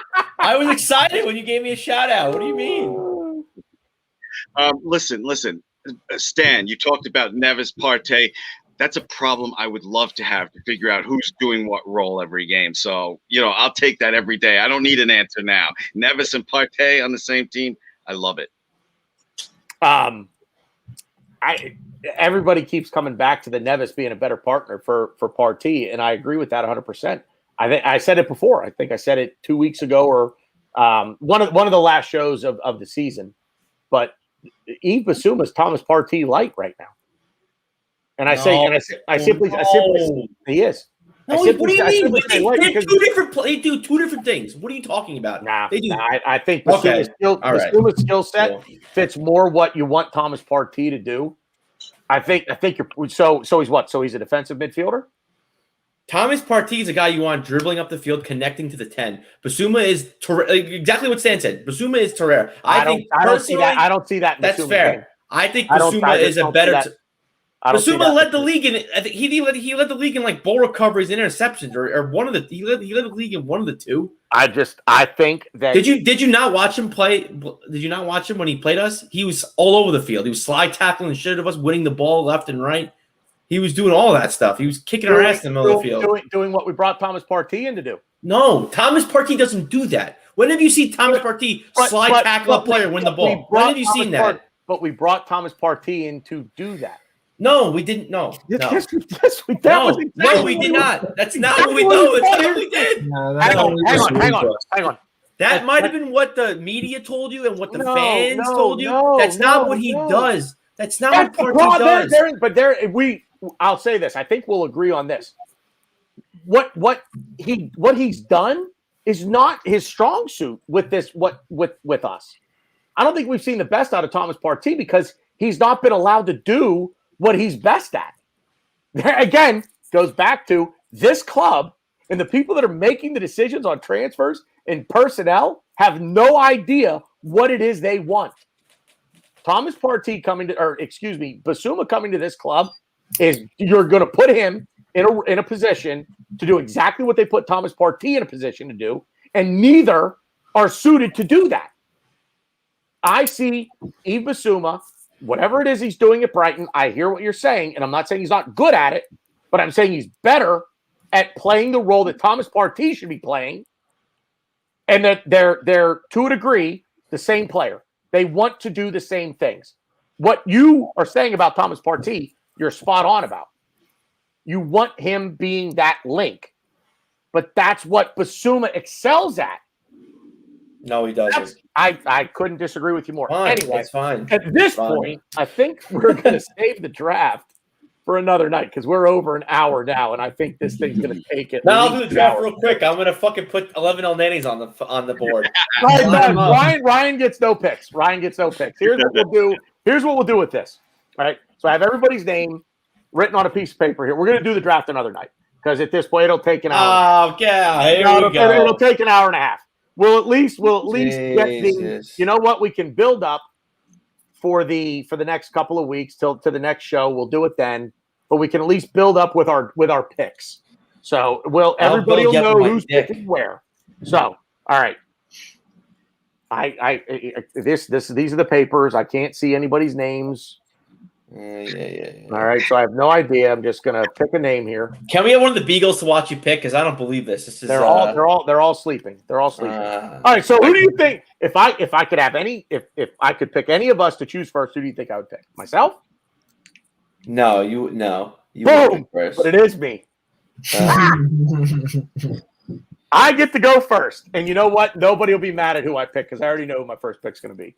Just announce it. Nobody will be mad at me for it. KT, I'm going to guess. KT's your first pick. Nope. Glenn, you go second. What? This will take 2 seconds. Let's just do it. I think it will. Just do it. We can get through it. Oh, yeah. We're going to go in order. So let's stand either. Yes, so Stan's going to be next. You next. guys are sitting in order. Yeah, we're sitting in order. It really is. Yes. Okay. So fine. Everything is in order. Left, right. Perfect. Done. All right. We could go in reverse order. I could go last, and Stan could go first. All right. Now we're complicating things. Just pick Kieran Tierney, and then Glenn, you can pick next. Nope. I'm going first, and I'm going to start with the easiest position. I don't think any of us will argue with this. Oh, timeout. Do you have a formation? Is it 4-3-3, 4-2-3-1? What are we doing here? It's a 3 in the midfield, 3 in attack. Whether it be a 4-2-3-1 or a 4-3-3, I think that's where we're at positionally with Arteta. I am simply going to keep Bernd Leno as a starting goalkeeper. That's what? All right. What? But he wants to leave though. All right, whatever. Go. You don't know he wants to leave. Oh my god. Oh yeah. You said the magic word, Glenn. You know what that means. Is that Glenn? Everything all right? Yeah, everything's fine. I have to put my son to bed early tonight because we have a doctor's appointment 8:30 tomorrow. Everything's fine. It's check up for school in September. I'm like fucking towering in South Park, guys. I don't have a clue what's going on, man. I don't know. So here's what we're doing. All right, here's what we're doing. Realistic transfer targets. In other words, no Kylian Mbappe, no Erling Haaland. It has to be realistic. Preferably somebody that we've been linked with, although that doesn't really narrow the field, to be honest with you. But there are also going to be current Arsenal players, as I just demonstrated with Bernd Leno, that you can take. So we're going to build the starting 11 first. So Glenn, you now have your choice of any position except for goalkeeper. I picked the goalkeeper in the starting 11. So you have every outfield player at your disposal. It could be a current Arsenal player. Okay, shut up. I know. Go. I didn't mean shut up. I know. I have to go. I said it earlier. I'll just say it again as my pick. Nevis, I think, makes us a top 4 contender. Okay. Guys, I got to go. I'm sorry. Normally I can stay till midnight Eastern time, but I can't tonight. Take it easy. And he's out. Okay. And then there were 4. Okay. So his pick shouldn't count because he can't even stay for the long haul. Get him out of here. Well, I just said we would do it another time, and you're like, no, we'll get through it in 10 minutes. I think we would get it done in 10 minutes, but I didn't think he was leaving in at 11. All right, Rowan, Stan, what do you think? Do you guys want to do this another time, or do you want to do it now? Because there's only 4 of us, so which would mean I don't care. I don't mind. Well, everyone else wants to do. I don't mind. Mm-hmm. All right, then let's do it. So the bottom line is I'm gonna leave Glenn's pick up there. So he took Ruben Nevis in midfield. So Ryan, you're next. So it could be a current Arsenal player in their current position, or it can be a transfer target. So upgrade a position or keep someone in their current position. I think I'm just gonna be boring because I gotta see what's there. I'm gonna go with ESR, obviously. Okay. Rowan, you were next. I mean, somebody who's going to stay, like we've said it many times, it shouldn't be even count KT. And KT for captain. Yes. KT for captain next term. Stan. Okay, I'm going to switch out our striker. Okay. I don't want any of the 2 strikers that we currently have as the main strikers anymore. I want to rip that up and start again. And I'd like to go with a player. I'd like to go with Edouard from Celtic. I'd like to bring him in and see what he could do for us. Well, I've watched him play quite a few times, only because the pub I drink in before lockdown is to share with Celtic, so I got to see him. Like his profile, see him score lots of Henry-esque goals. I think it wouldn't break the bank either. And I think it would then give 2 other players like Martinelli and Balogun in the background as bubbling under, coming on from the bench, things like that. Maybe in the Caribou Cup early stages, they could get their games as well. So I'd bring in Edouard. I'm going to give you an opportunity to amend your pick. What do you mean? Because Edouard is basically it's done. It's a done deal that he's going to Leicester. You just ruined Stan's Tuesday. Congratulations. Pretty much, yeah. But it's all but confirmed that he's going to Leicester. All right. Then I would go with I'll change that then. I'll go with Pepe. I'll keep with Nicola Pepe on the right-hand side. On the right? Okay. I think there's a lot more to come from the player, a player that I was really critical with for some time, and rightly so. But I always said with my criticism that I think that he's a player that needs runs of games and rhythm. And I think that we're beginning to see that from him now. What I like about Nicola Pepe, and the same reasons that I like Martinelli, is that we've got 2 players that can bring the chaos. When Nicola Pepe gets the ball, I don't know what the fuck he's going to do. I don't think he even knows what the fuck he's going to do, but something happens. Yeah. I like that. It just worries me that maybe Martinelli and Pepe can't play in the team at the same time because maybe it's a little too much chaos. But I'm going to stick on the right-hand side. I'm going to go again with another season with Pepe because I think he's earned it. Fair. Yeah. We will pick 2 center backs. We still have a midfielder, a left wing, a striker, and a right back yet to go. I'm going to stay in the squad that we currently have at center back, and I am going to choose Gabriel Megalegs.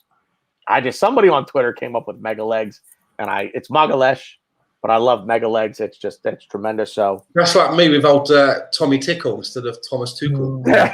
Yeah, exactly. But I'm going to keep it in the squad.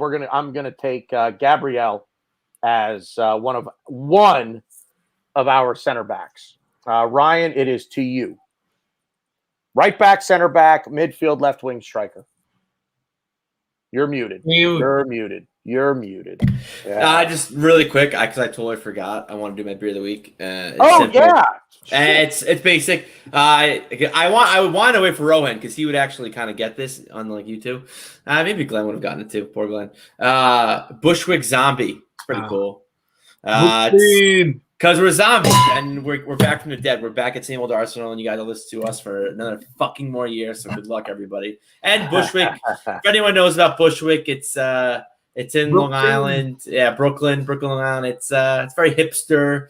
And I feel like we're kind of hipster to the. What's the brewery? Oh shit, it's a good question. Is it what did you say? Bushwick? Bushwick. Yeah, Bushwick Brewery. No. Bushwick Zombies, the beer. Kings County Brewers Collection. So it's a brewer. It's brewed in Brooklyn. So there you go. Probably why Bushwick makes sense. But yeah, you know what? This is boring. We're naming Arsenal players. I want to name Balogun, but I'm not gonna. I'm gonna change it up a little bit. I'm gonna name somebody who I like from my Stuttgart team. And I'm going to name Sasha Kalajic for Kelly. I hope you're listening. I need a spelling and a position. That's how you pronounce it. He's a striker. He's a striker for Stuttgart. He's everything that we need in a striker. He holds up play really. I'm writing it down. So can you wait? Yeah. What's his name? Sasa. So it's SAS. Yeah. Hold on. I actually have to look it up. It's like KA. Hold on, let me think. I'm going to look it up. Let's see if I can get this right. KALAJDZIC. Let's see if that's right. I think that's right. KALAJDZIC. Yeah, I said that. You're right. I got it. Never trust a man that doesn't have any vowels in his name. That's what I always say. Yeah, right. Yeah. So he's a striker for Stuttgart. He's a tall motherfucker. But he's good at holding. He's Lacazette, but he's a lot taller. The only question I have for him is, can he handle the Premier League? Can he handle the not necessarily speed, because Stuttgart played really quick, but can he handle the physicality of the center backs in the Premier League? Yeah. But I love him. You're taking him over Aubameyang, over Lacazette, over Balogun. Because I'm trying to make it interesting. I don't want to. We're just going to name. We're going to name Arsenal players all day. We finished 8th. We're fucking bad. Let's inject some players into it. Let's make this a little interesting. I also on the bench, but okay. I also wanted to pick it because I just, Kelly gave him a shout out on the because you'd rather be on a show that features Stuttgart. What? Stuttgart. No, I'm Kelly. I'm going to say it like I'm Sean Connery. It's Stuttgart. Whatever. Anyways, yeah, I think he's a great player. He holds the ball up really well. Best winners put it this way. He money penny. Oh, he left. He left. I made him leave. Right, is it my pick now? Fucking hell. No, it's Rowan's pick, but I made him leave. It's fine. I made him leave. I would. Go ahead, Rohan. Go ahead. I'd bring, I would bring Saliba back, right? As a second center back, right? Since he's gone to France, he hadn't been dribbled past for 6 years or something. Like some stats like that. So you have to get him back, and all the youngsters who have gone away from Arsenal have done really well, right? Look at Joe Willock, who's got some sort of record now, right? Like scoring 7 consecutive matches. And Saliba's done well. We need a new partnership now that Luis is gone. And it's time that we start picking it. And, again, this brings me to this point, which are we over the fact, have we accepted the inevitable fact that Arteta is not getting sacked? Are we with that? My God. Yeah, ready? Boy, look at this is a whole other podcast, but my God, look at the names of managers that are out there that we could, I'm not going to, I don't know. Can we afford them? I don't fucking know. But that are available. Would anyone here turn their nose up at Antonio Conte? No. Fuck no. Anyone not want Antonio Conte as the new manager? No. Ryan, you kind of shook your head. No, you don't No, want. he was my number one choice when. You're getting Emery. He was the guy I wanted. Like seriously, I'm not going to say what I would do because I want to keep it rated. I want to keep it R rated. Unspeakable things. Oh, the thing. Anyway, my God, I would take Antonio Conte in a heartbeat. The only problem with Conte is he wants money and he wants to buy expensive players. He doesn't give a fuck about youth. But like when he went to Inter, he bought like all the United rejects, and that he made them into like a great team. And if you look at it, the way we are going, right? We've picked how many players? Like we picked like at least 6 or 7 of them, and a lot of them were Arsenal players. Like we're not as bad to be 8th. We could be challenging for top 4 with maybe 2 or 3 signings, and then he's got the sort of manager that he is.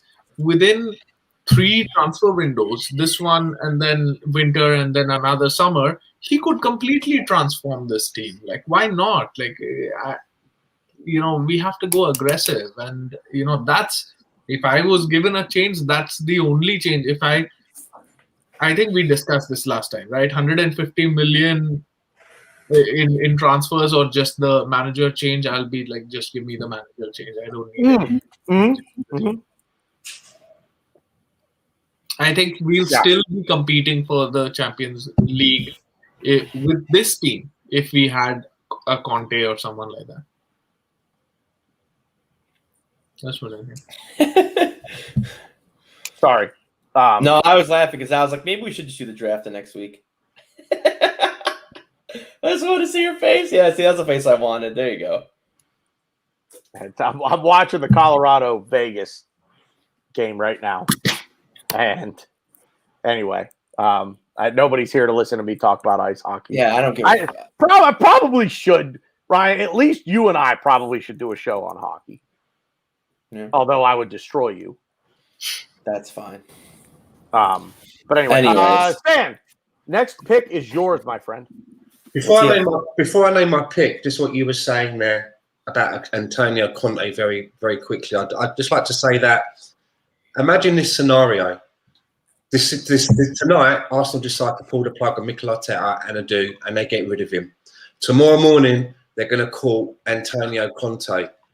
Who at Arsenal is going to sit down and talk to Antonio Conte, who's more renowned in football? Know exactly where you're going with this. Right? Who's going to sit there and talk to Antonio Conte about Arsenal's vision, where we're going? Who was qualified at Arsenal to sell a football vision to someone like Antonio Conte? Josh Kroenke? No one. Vino, second name I can't pronounce. The Gunnosaurus. There is no one. So, I mean, that's where we're at. You know what I mean? Without making themselves look like a bit of an idiot, who's got the confidence to sit there and talk football, talk shop with someone like Antonio Conte? There is no one. Anyway, my pick. I'm gonna complete the back 4 with the right back position. And I think you know where I'm gonna go with this, Tanner. I know where you're going. You know I'm going with this because he's in your FIFA team and he's in mine.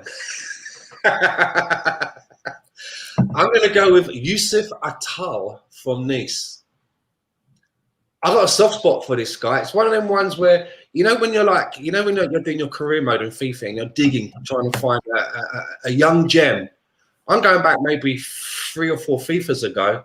I was messing around with this Youssef Attal, and it was one of them ones where you find the name, and then in the real world, you start hearing the real name popping up. And you're like, that's that fucking kid that I found on FIFA. Like, and you have a vested interest in what they're doing. I've got a few players like that. One of them is Youssef Attal. And obviously, in the real world, the guy's rapid. If you're thinking that Hector Bellerin has lost a bit of pace and we could do with a bit of that, this kid's no slouch on the right-hand side. Could even play maybe as a right winger. He's got that kind of pace. Very tricky, and I think he's very positionally aware. So I will go with Youssef Attal from Nice. It's a good shout. I love it. I absolutely love it. So we still have 2 positions left, a left wing and another midfielder. And Ryan, you get to go next. No, don't you go? I'm after you. I'm going. I mean, you go. You're going after me. I kind of feel like we would pick the same players here. Like, wait, what do we have left? Left wing, and a midfielder. Okay. So our midfielders right now are Ruben Nevis and Emile Smith-Rowe. We have your striker, Dragic.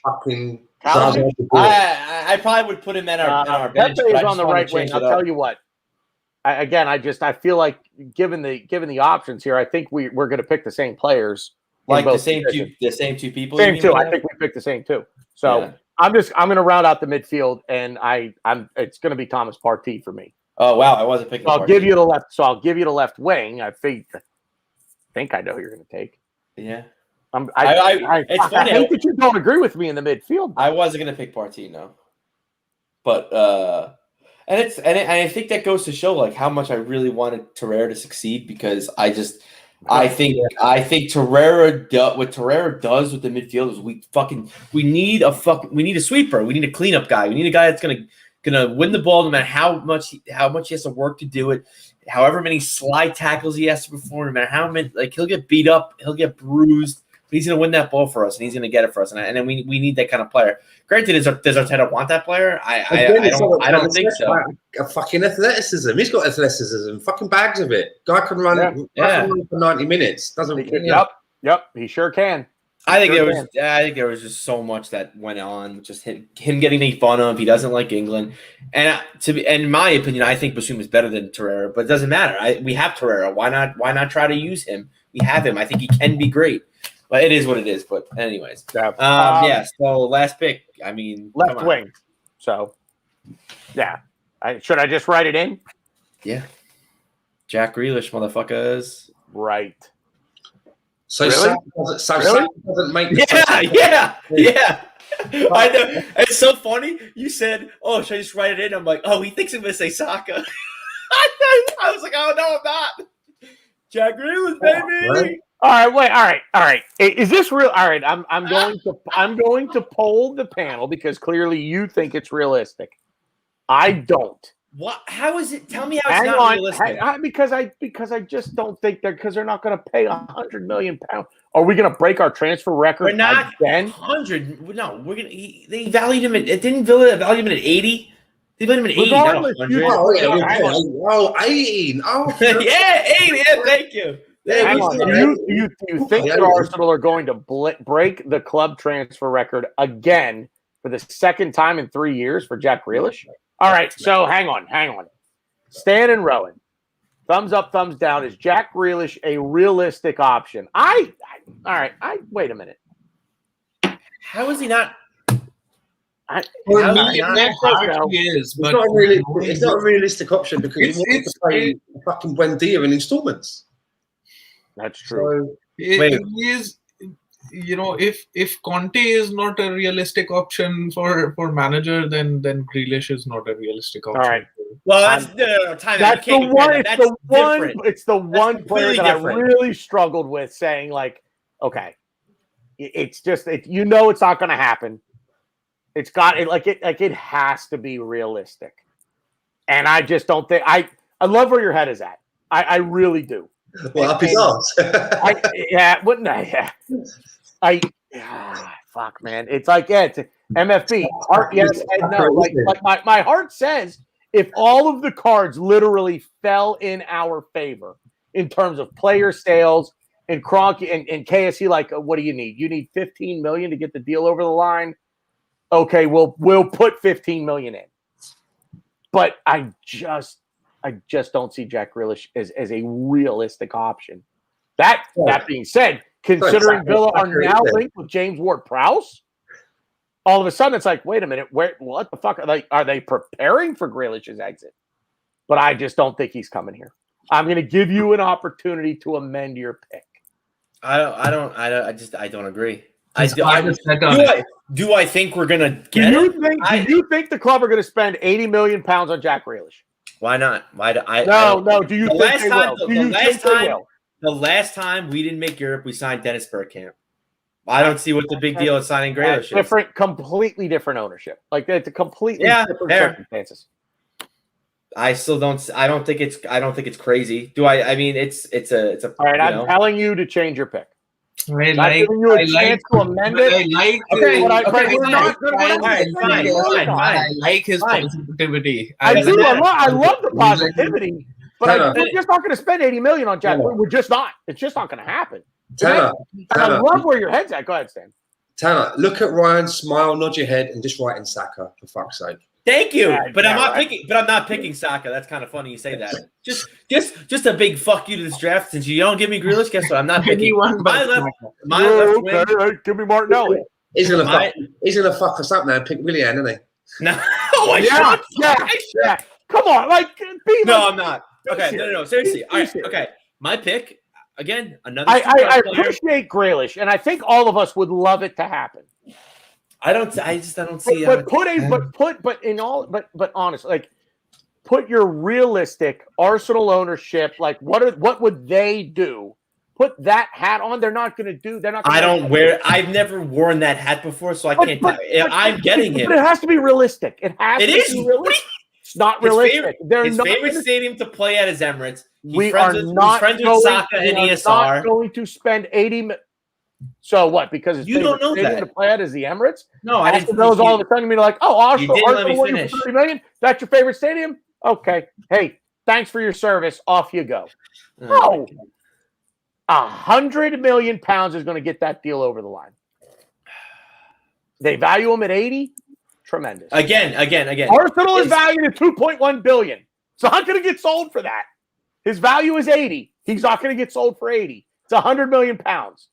I love you to death. I swear to God. You're one of my favorite people. Even if the Cronkies gave him that 80 million, right? But be realistic. If they gave Edu 80 million pounds to spend, he's not spending it on Jack Grealish. He's going to spend it on 17 different players. If they gave the money right to Mikel Arteta, he'd just go out and buy either Sterling or Mahrez. We're going to get one of them two as our marquee signing. Yeah. One of those will be our marquee signing.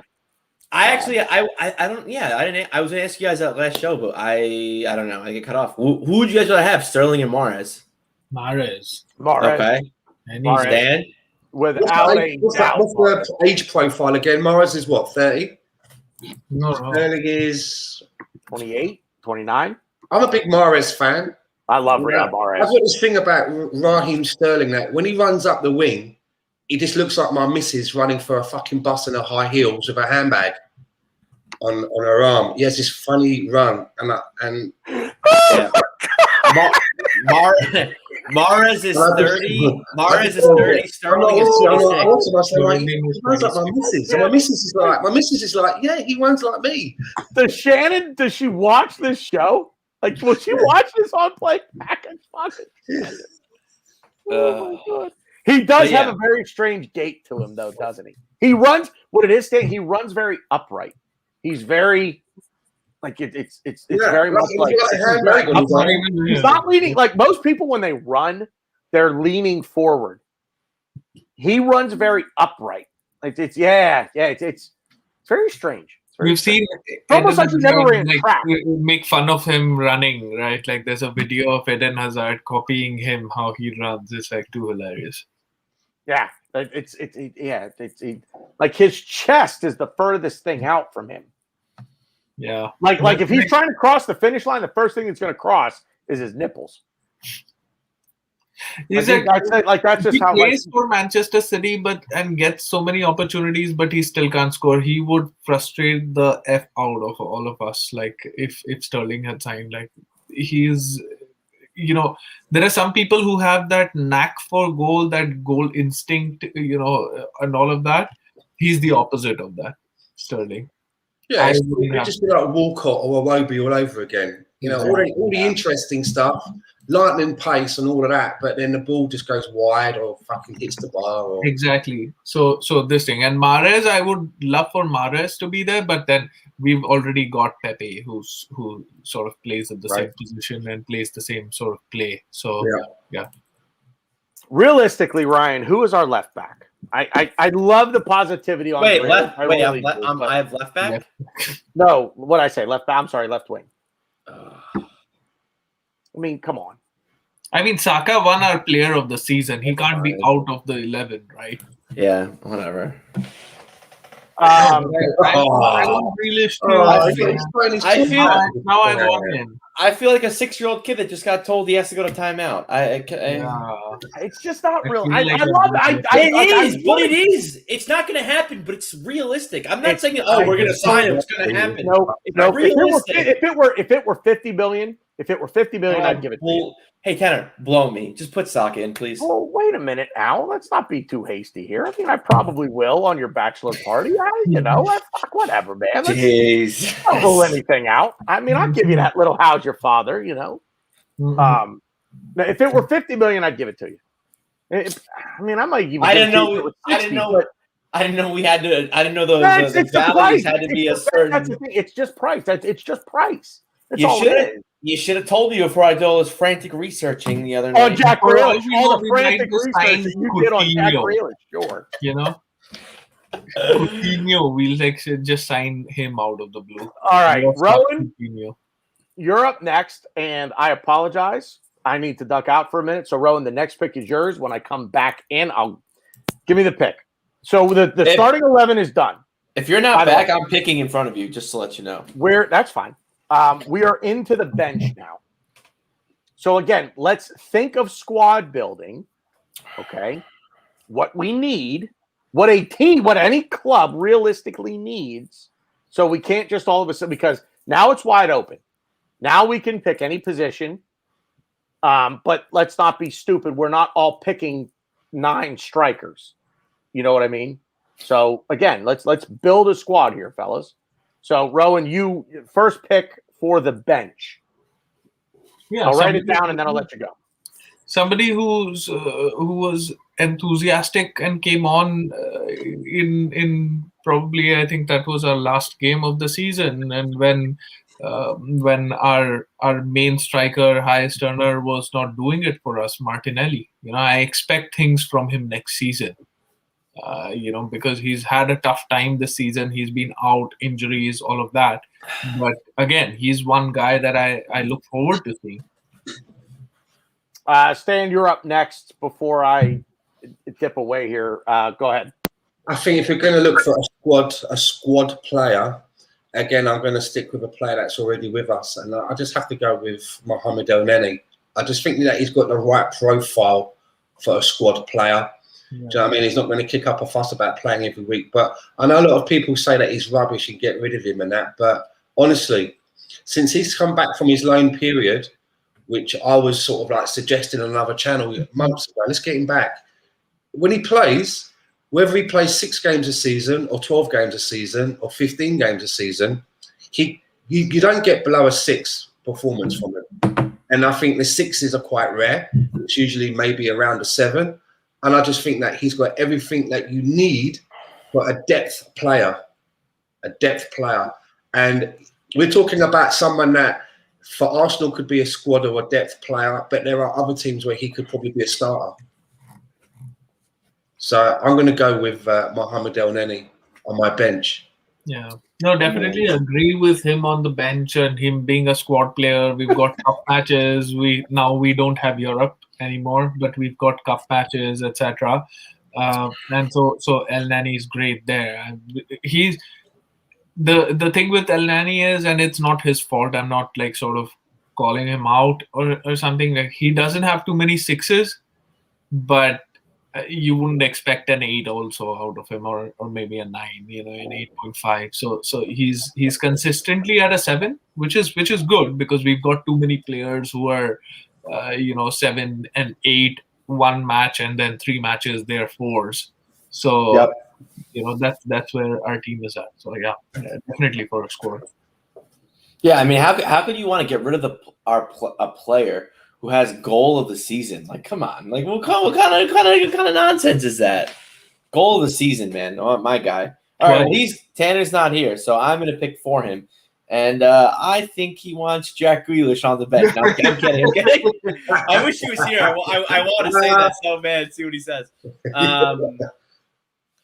I don't know. Who are you gonna pick? I'm gonna waste. No, you know what? No. I'm gonna pick for him. I'm gonna pick goalie for him because you know what? That's what Tanner gets. So okay, so Tanner wants, and I actually do like this signing if we can get him. Oana from Ajax. Unana. Oh, nah. What's the name? I actually like it because I think it's funny on Arsenal Vision. They kind of put it. They made a rule. They put it in an interesting light. They go, it's either the smartest signing we've ever signed, or it's probably the dumbest signing we've ever did. Smart in the fact that we would be getting him for peanuts, and he's definitely worth a lot more. Isn't he banned for a year or something? Yeah, I mean, it all depends on his. I think he's banned until February, right? If he doesn't get his appeal and everything, that's the earliest he can come back. If he I think so. February. But he's a goalie that's he's got a high value. He's one of the better goalies. He's got a high ceiling. His distribution is a little bit better than Leno's. Yeah, I think it's a smart signing for us. Granted, like if we find out the guy's banned, like Stan said, if he's banned on February, then yeah, maybe we shouldn't sign him. But I think if we can kind of get ahead of the curve and we luck out and maybe he's not banned for so long, I think it's a very smart signing in our hands because he's younger. He's an Arsenal fan. I think he's an Arsenal fan, and I think he's got a higher ceiling than Leno does. I think Leno right now is I would probably inch a little if I had to pick a goalie right now to start for us. I'd probably lean more toward Leno. But again, I think Oana has just the higher ceiling going forward, and I think he's going to offer us more in the long term. So Tanner, your pick. I think it would be really Arsenal as well that if we actually went out and bought a player that's banned until February. I mean, we bought players with fucking broken backs before and other fucking ailments. But speaking of a goalkeeper option, Donnarumma's available in a free. I heard he's going to PSG. I mean, again, it's all. I heard he's going to Juventus. Yeah. He's in the final stages. He's picked out like the number 99 jersey and stuff at PSG. Oh, really? He's PSG. Donnarumma's in the final stages of negotiating his contract with PSG. Oh, right. Okay. Yeah. Well, if we could keep Leno until January and be like, okay, we'll get ready in January, dude. The Oana signing, man. Oh, Tanner, I made your pick for you. No, you made your pick. No. You made your pick. No. It was your turn. For me, you made your pick. It was your pick. You weren't here. I picked for you. Stan took El Neni. No. I picked for you. For you. Yes, I did. It's your turn. It's actually Gary's written it in the thing. 14th pick Onana. That's it. But he picked for you. He said, "I think Tanner wants Grealish." And I said Grealish, but I said, all right, fine, I'll pick a goalie for Tanner because I know Tanner likes goalies because he's a hockey fan. He likes hockey goalies, and he was a hockey goalie. So I picked a goalie for you. I was trying to be sentimental. For you. No, because here's the thing. I actually have a player that nobody's talked about that has never been mentioned on this show before. What is it? Fucking Joe Willock? Who is it? No, it's not Joe. I don't. Wait. I wasn't gonna pick Oana if it was whatever. Do you want? Okay, amend. No. Because you know what? I'll tell you what. Because I was gonna say because if it would have come to me, and we needed the goalie on the bench, I would have taken Andre Onana. So I'll live with it because because that's a pick I would have made. Just like you're living with Sidney Crosby playing golf. Oh my God. What? I didn't say anything. Fifth best hockey player of all time. Okay. Come at me. I'll destroy you. I will. Not even a little bit. Not even a little bit. All right. So is it my pick or is it your pick? Not even a little bit. What are we doing? What are we doing I'll here? eviscerate you. I'm having all right, so so much. my pick is Andre Onana. Gary, I'm having so much fun. Hang on. Mohamed El Neni. Yeah. Gary, I'm having the time of my life. Martinelli. So Martinelli was Rowan. El Neni was Stan. Onana was my pick. I'll take it. Ryan, it's your pick. Go ahead. I feel like I wish I had my Veruca salt beer. Veruca's Demise, great beer. Well, it was my beer of the week a few years ago. But I feel like Veruca, I just get what I want. It's fucking amazing. So my pick is actually going to be another Stuttgart player, Borna Sosa. He is they play a back three, so technically he's a left wing back, but he can play left back. He can play left wing. He what? He's played all three of those positions. What? This is what I get for being a nice fucking guy.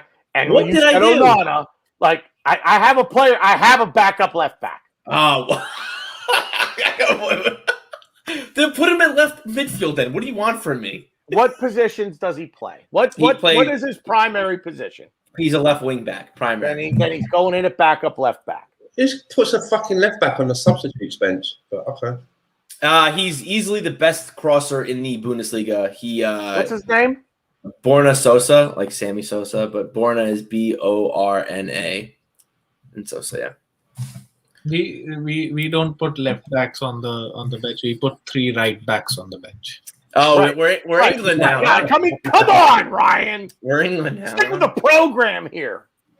But yeah, he's especially for what we wanted. I mean, let's face it. We could say we hate Arteta tactics and you hate all the crosses into the box.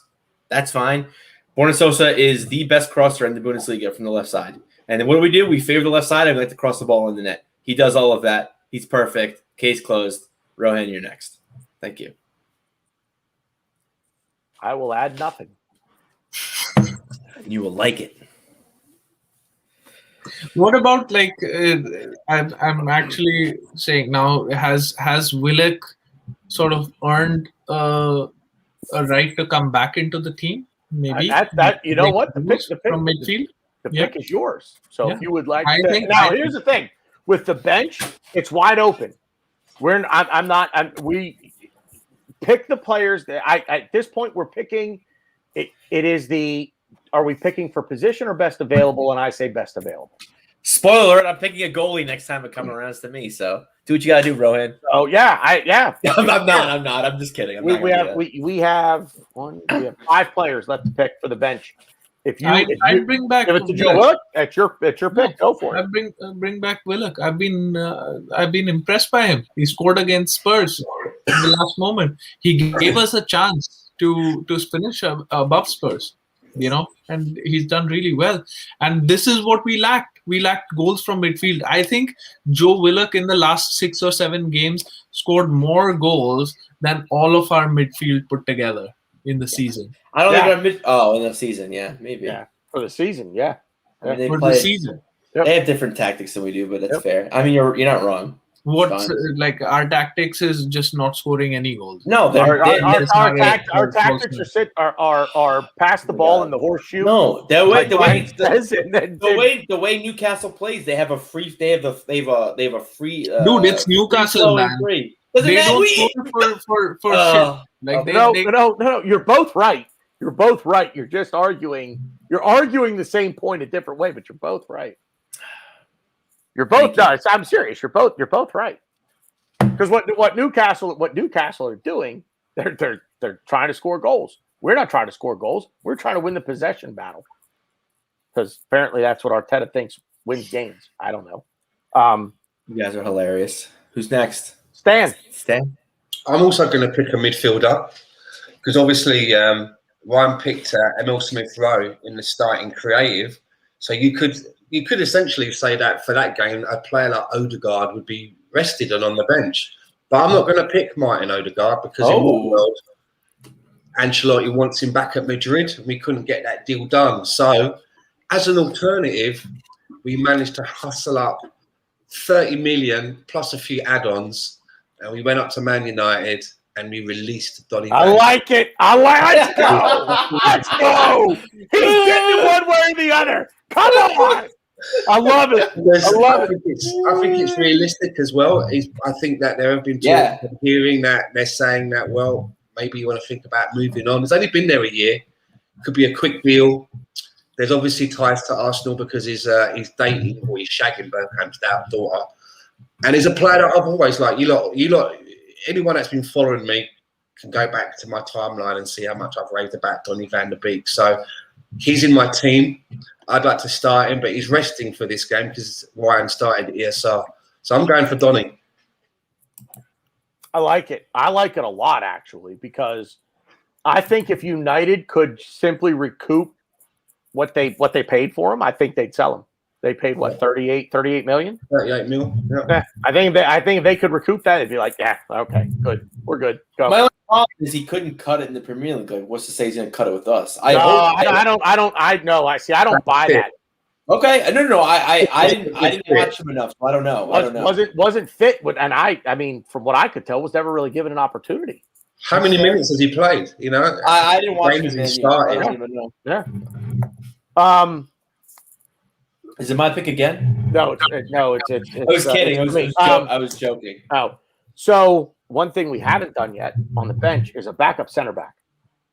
And I think you need to carry one backup center back on your bench at all times. So off the board, it's a guy that I've liked this kid for years now.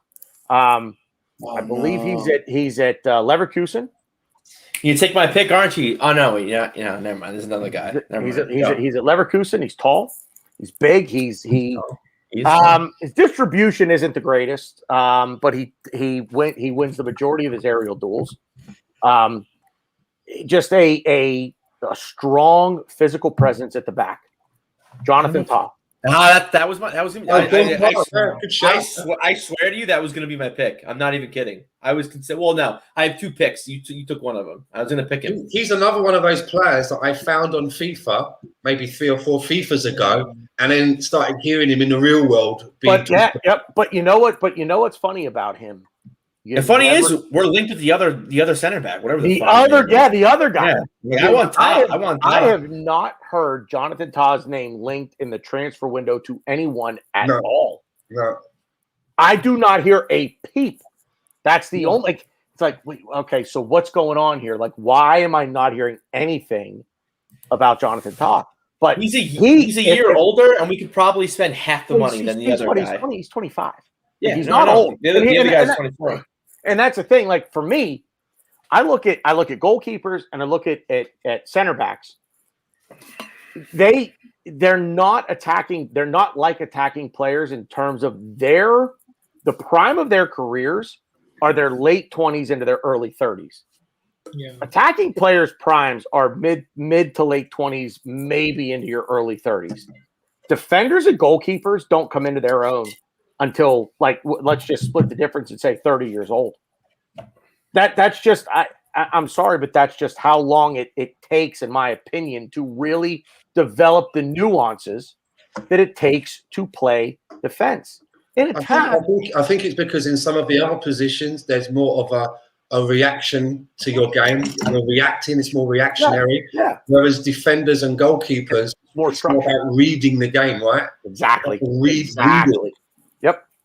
Being defensive is up here.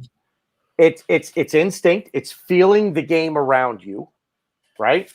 But it's also up here, seeing what's in front of you and knowing where you need to be in relation to what you're seeing in front of you. When you're in attack, as we've said, as Ryan and I have said multiple times, it's more chaotic. It's more creative. It's more expressive. I don't want the handbrake thing. I don't want to pull the handbrake in my attack.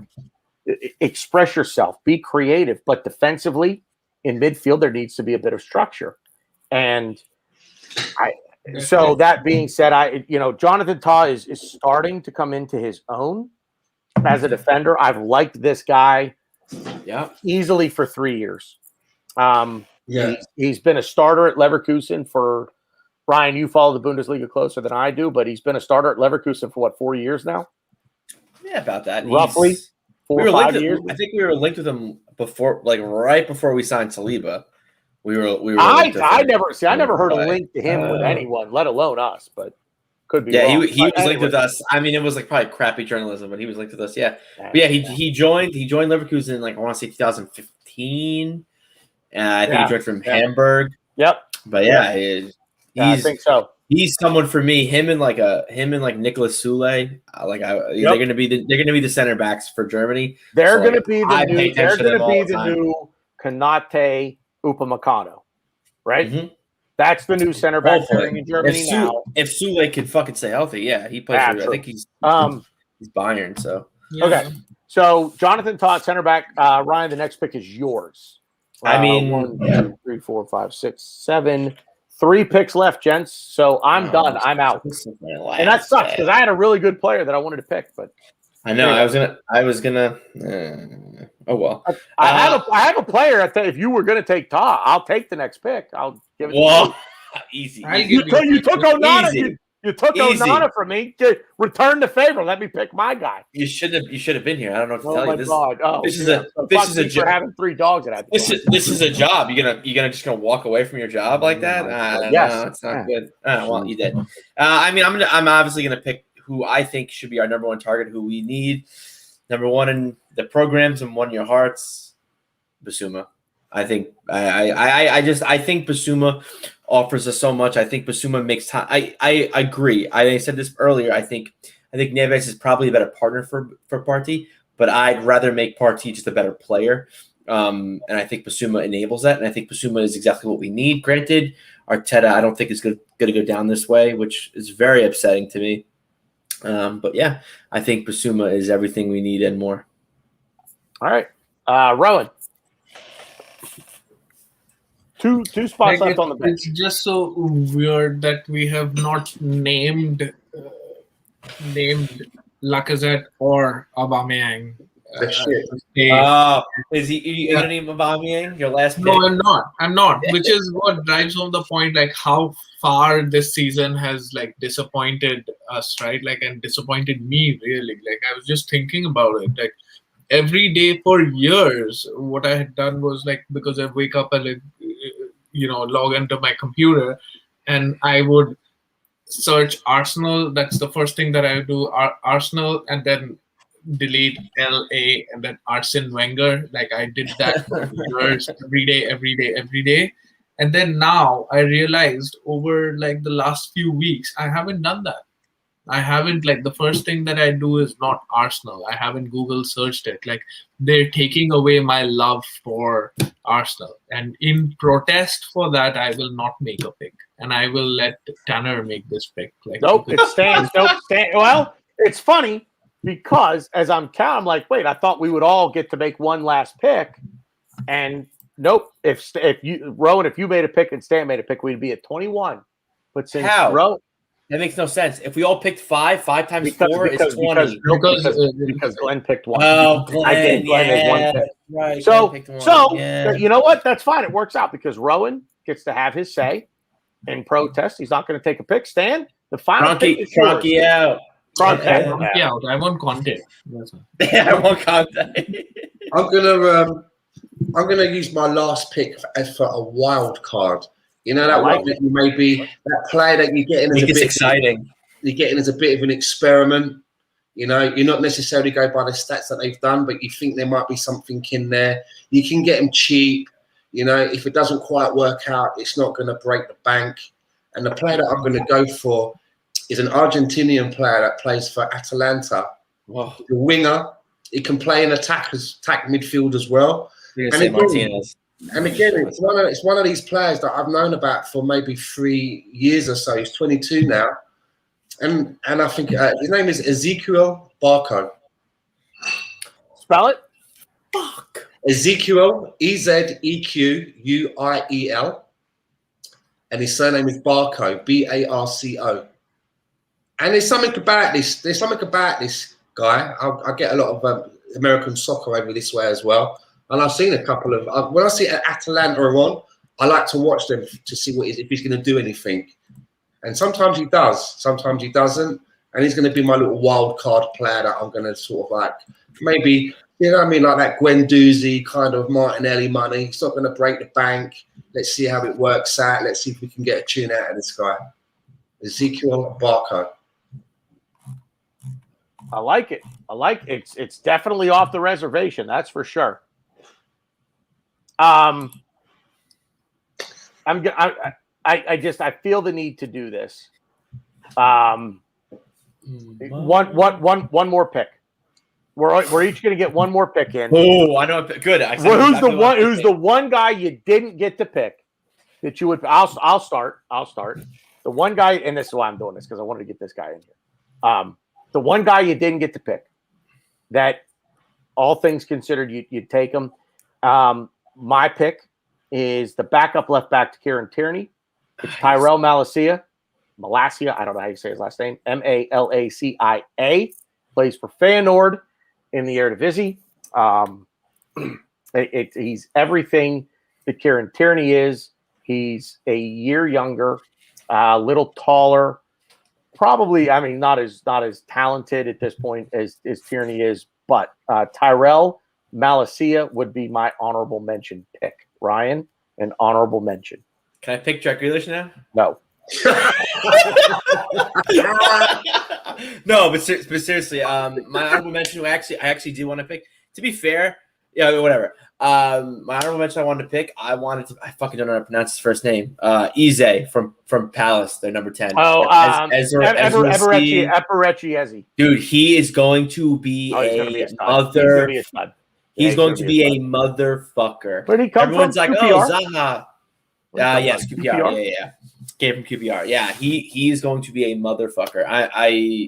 He got a really big Achilles injury, which is going to silent for quite a bit. But dude, he is someone everyone talks about how Zaha makes Crystal Palace tick, dude. It's slowly turning into him. It's going to be him. It's going to be him. It's going to be him. But I could see him leaving soon and going to another club, a bigger club. No offense to Crystal Palace, but I would love to have him at Arsenal. He's going to be such a talent. Rowan, an honorable mention pick. You're muted. Muted. Oh, I was muted. I said it has to be Draxler, hasn't it? Like I thought he was gonna say Wenger or Conte. I was like, okay, yeah. Wait, that's true. We didn't pick a manager. We should have picked a manager.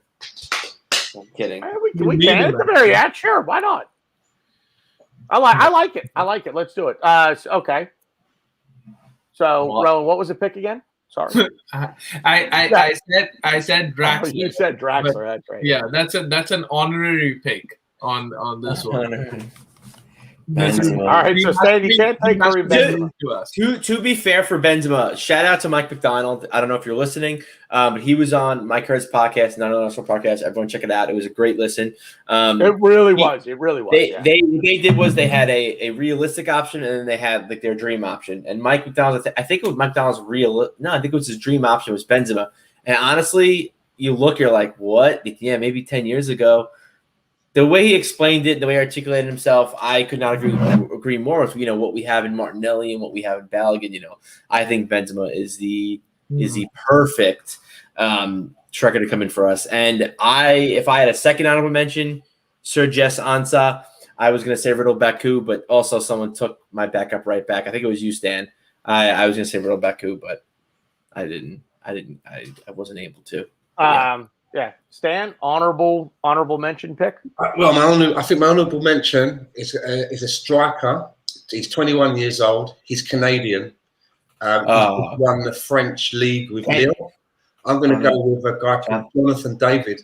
Yeah, he's good. I think he played at Genk. He was at Genk. Yeah, in Belgium. This kid, right, is going to go a long way. He's going to make a name for himself, right?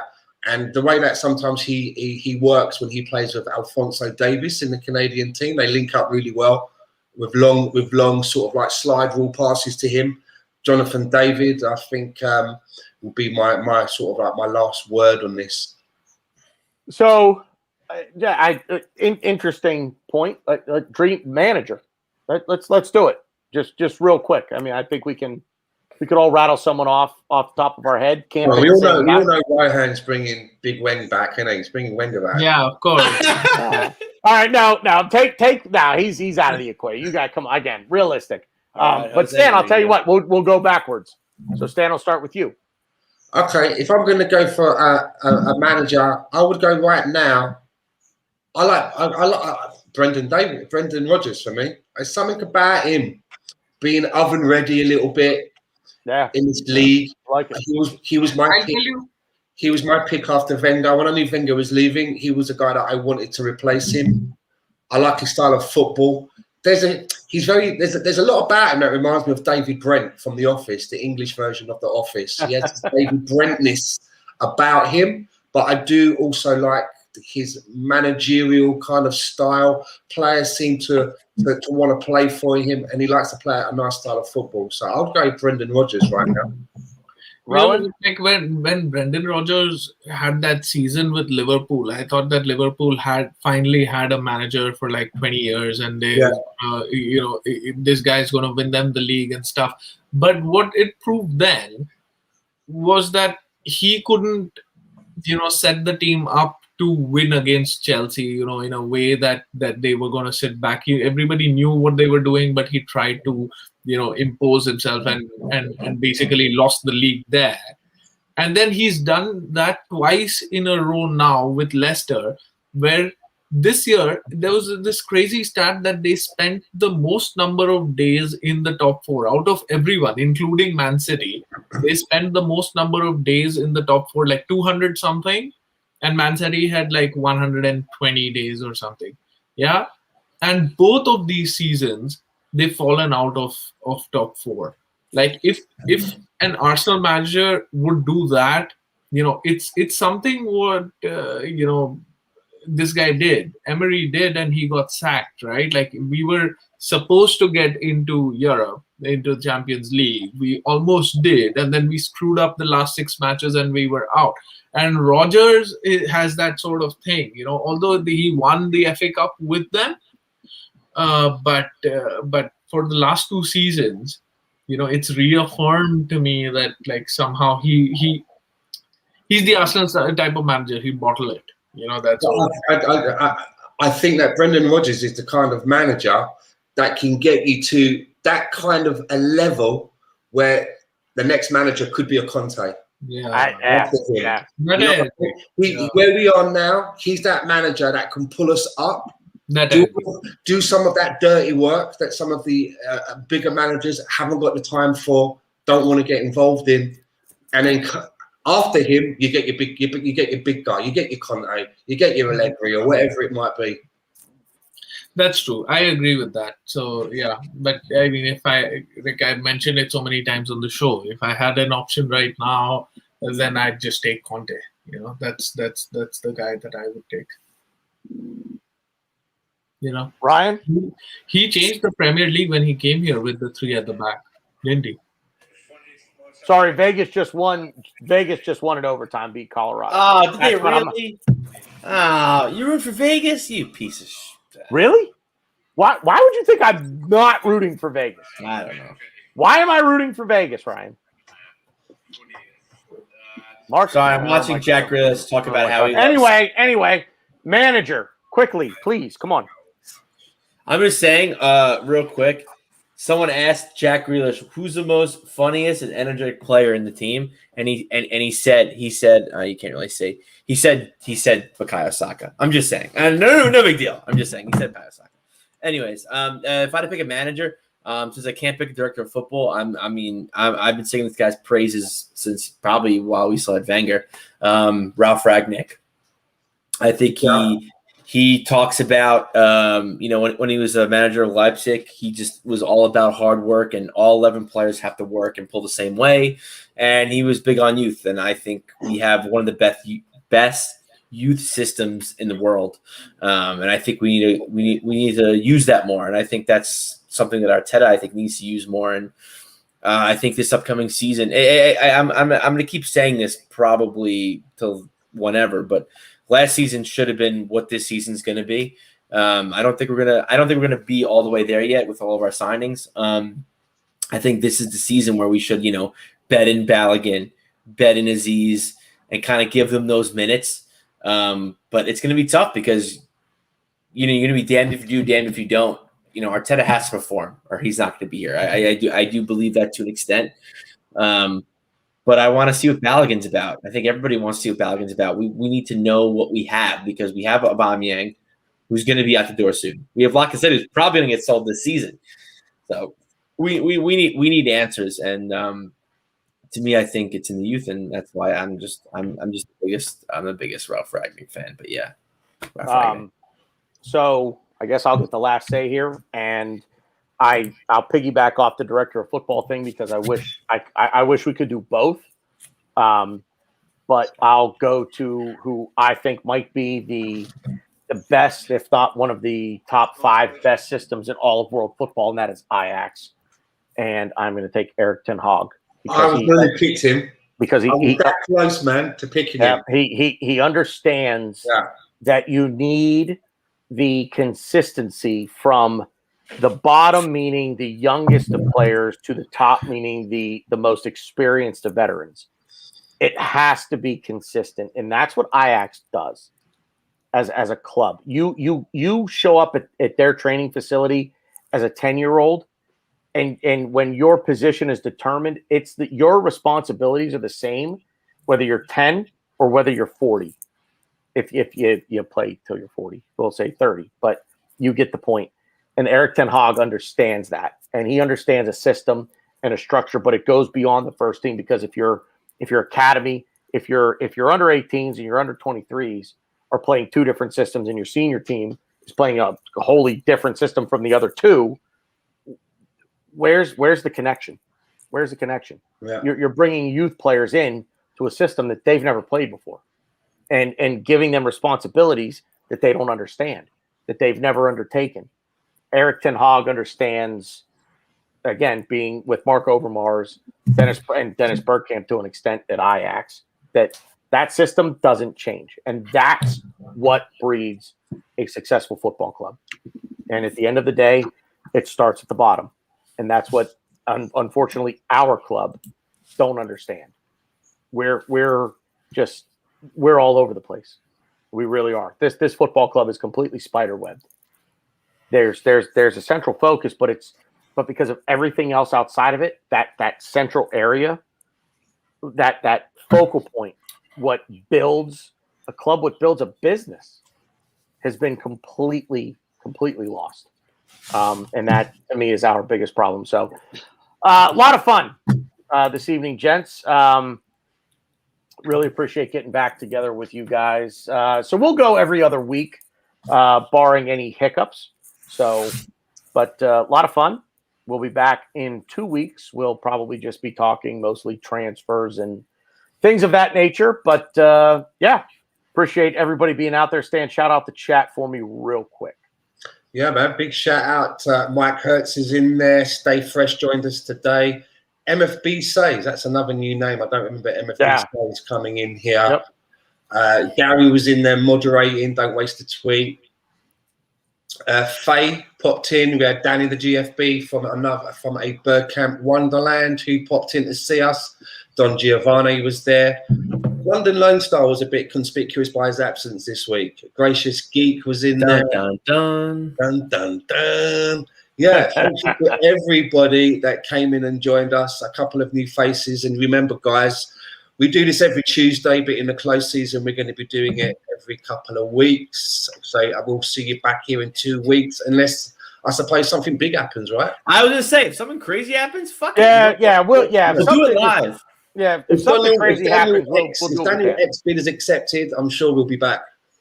I'm just saying, Germany's first Euro game is on Tuesday, so I don't know. Also, as well, can I just shout out the Arsenal Luchador was in the chat as well. He popped in. Holla, and thank you, my friend, for sending me this wonderful. Nice. I need that shirt. I need it. That's I need that shirt in my life.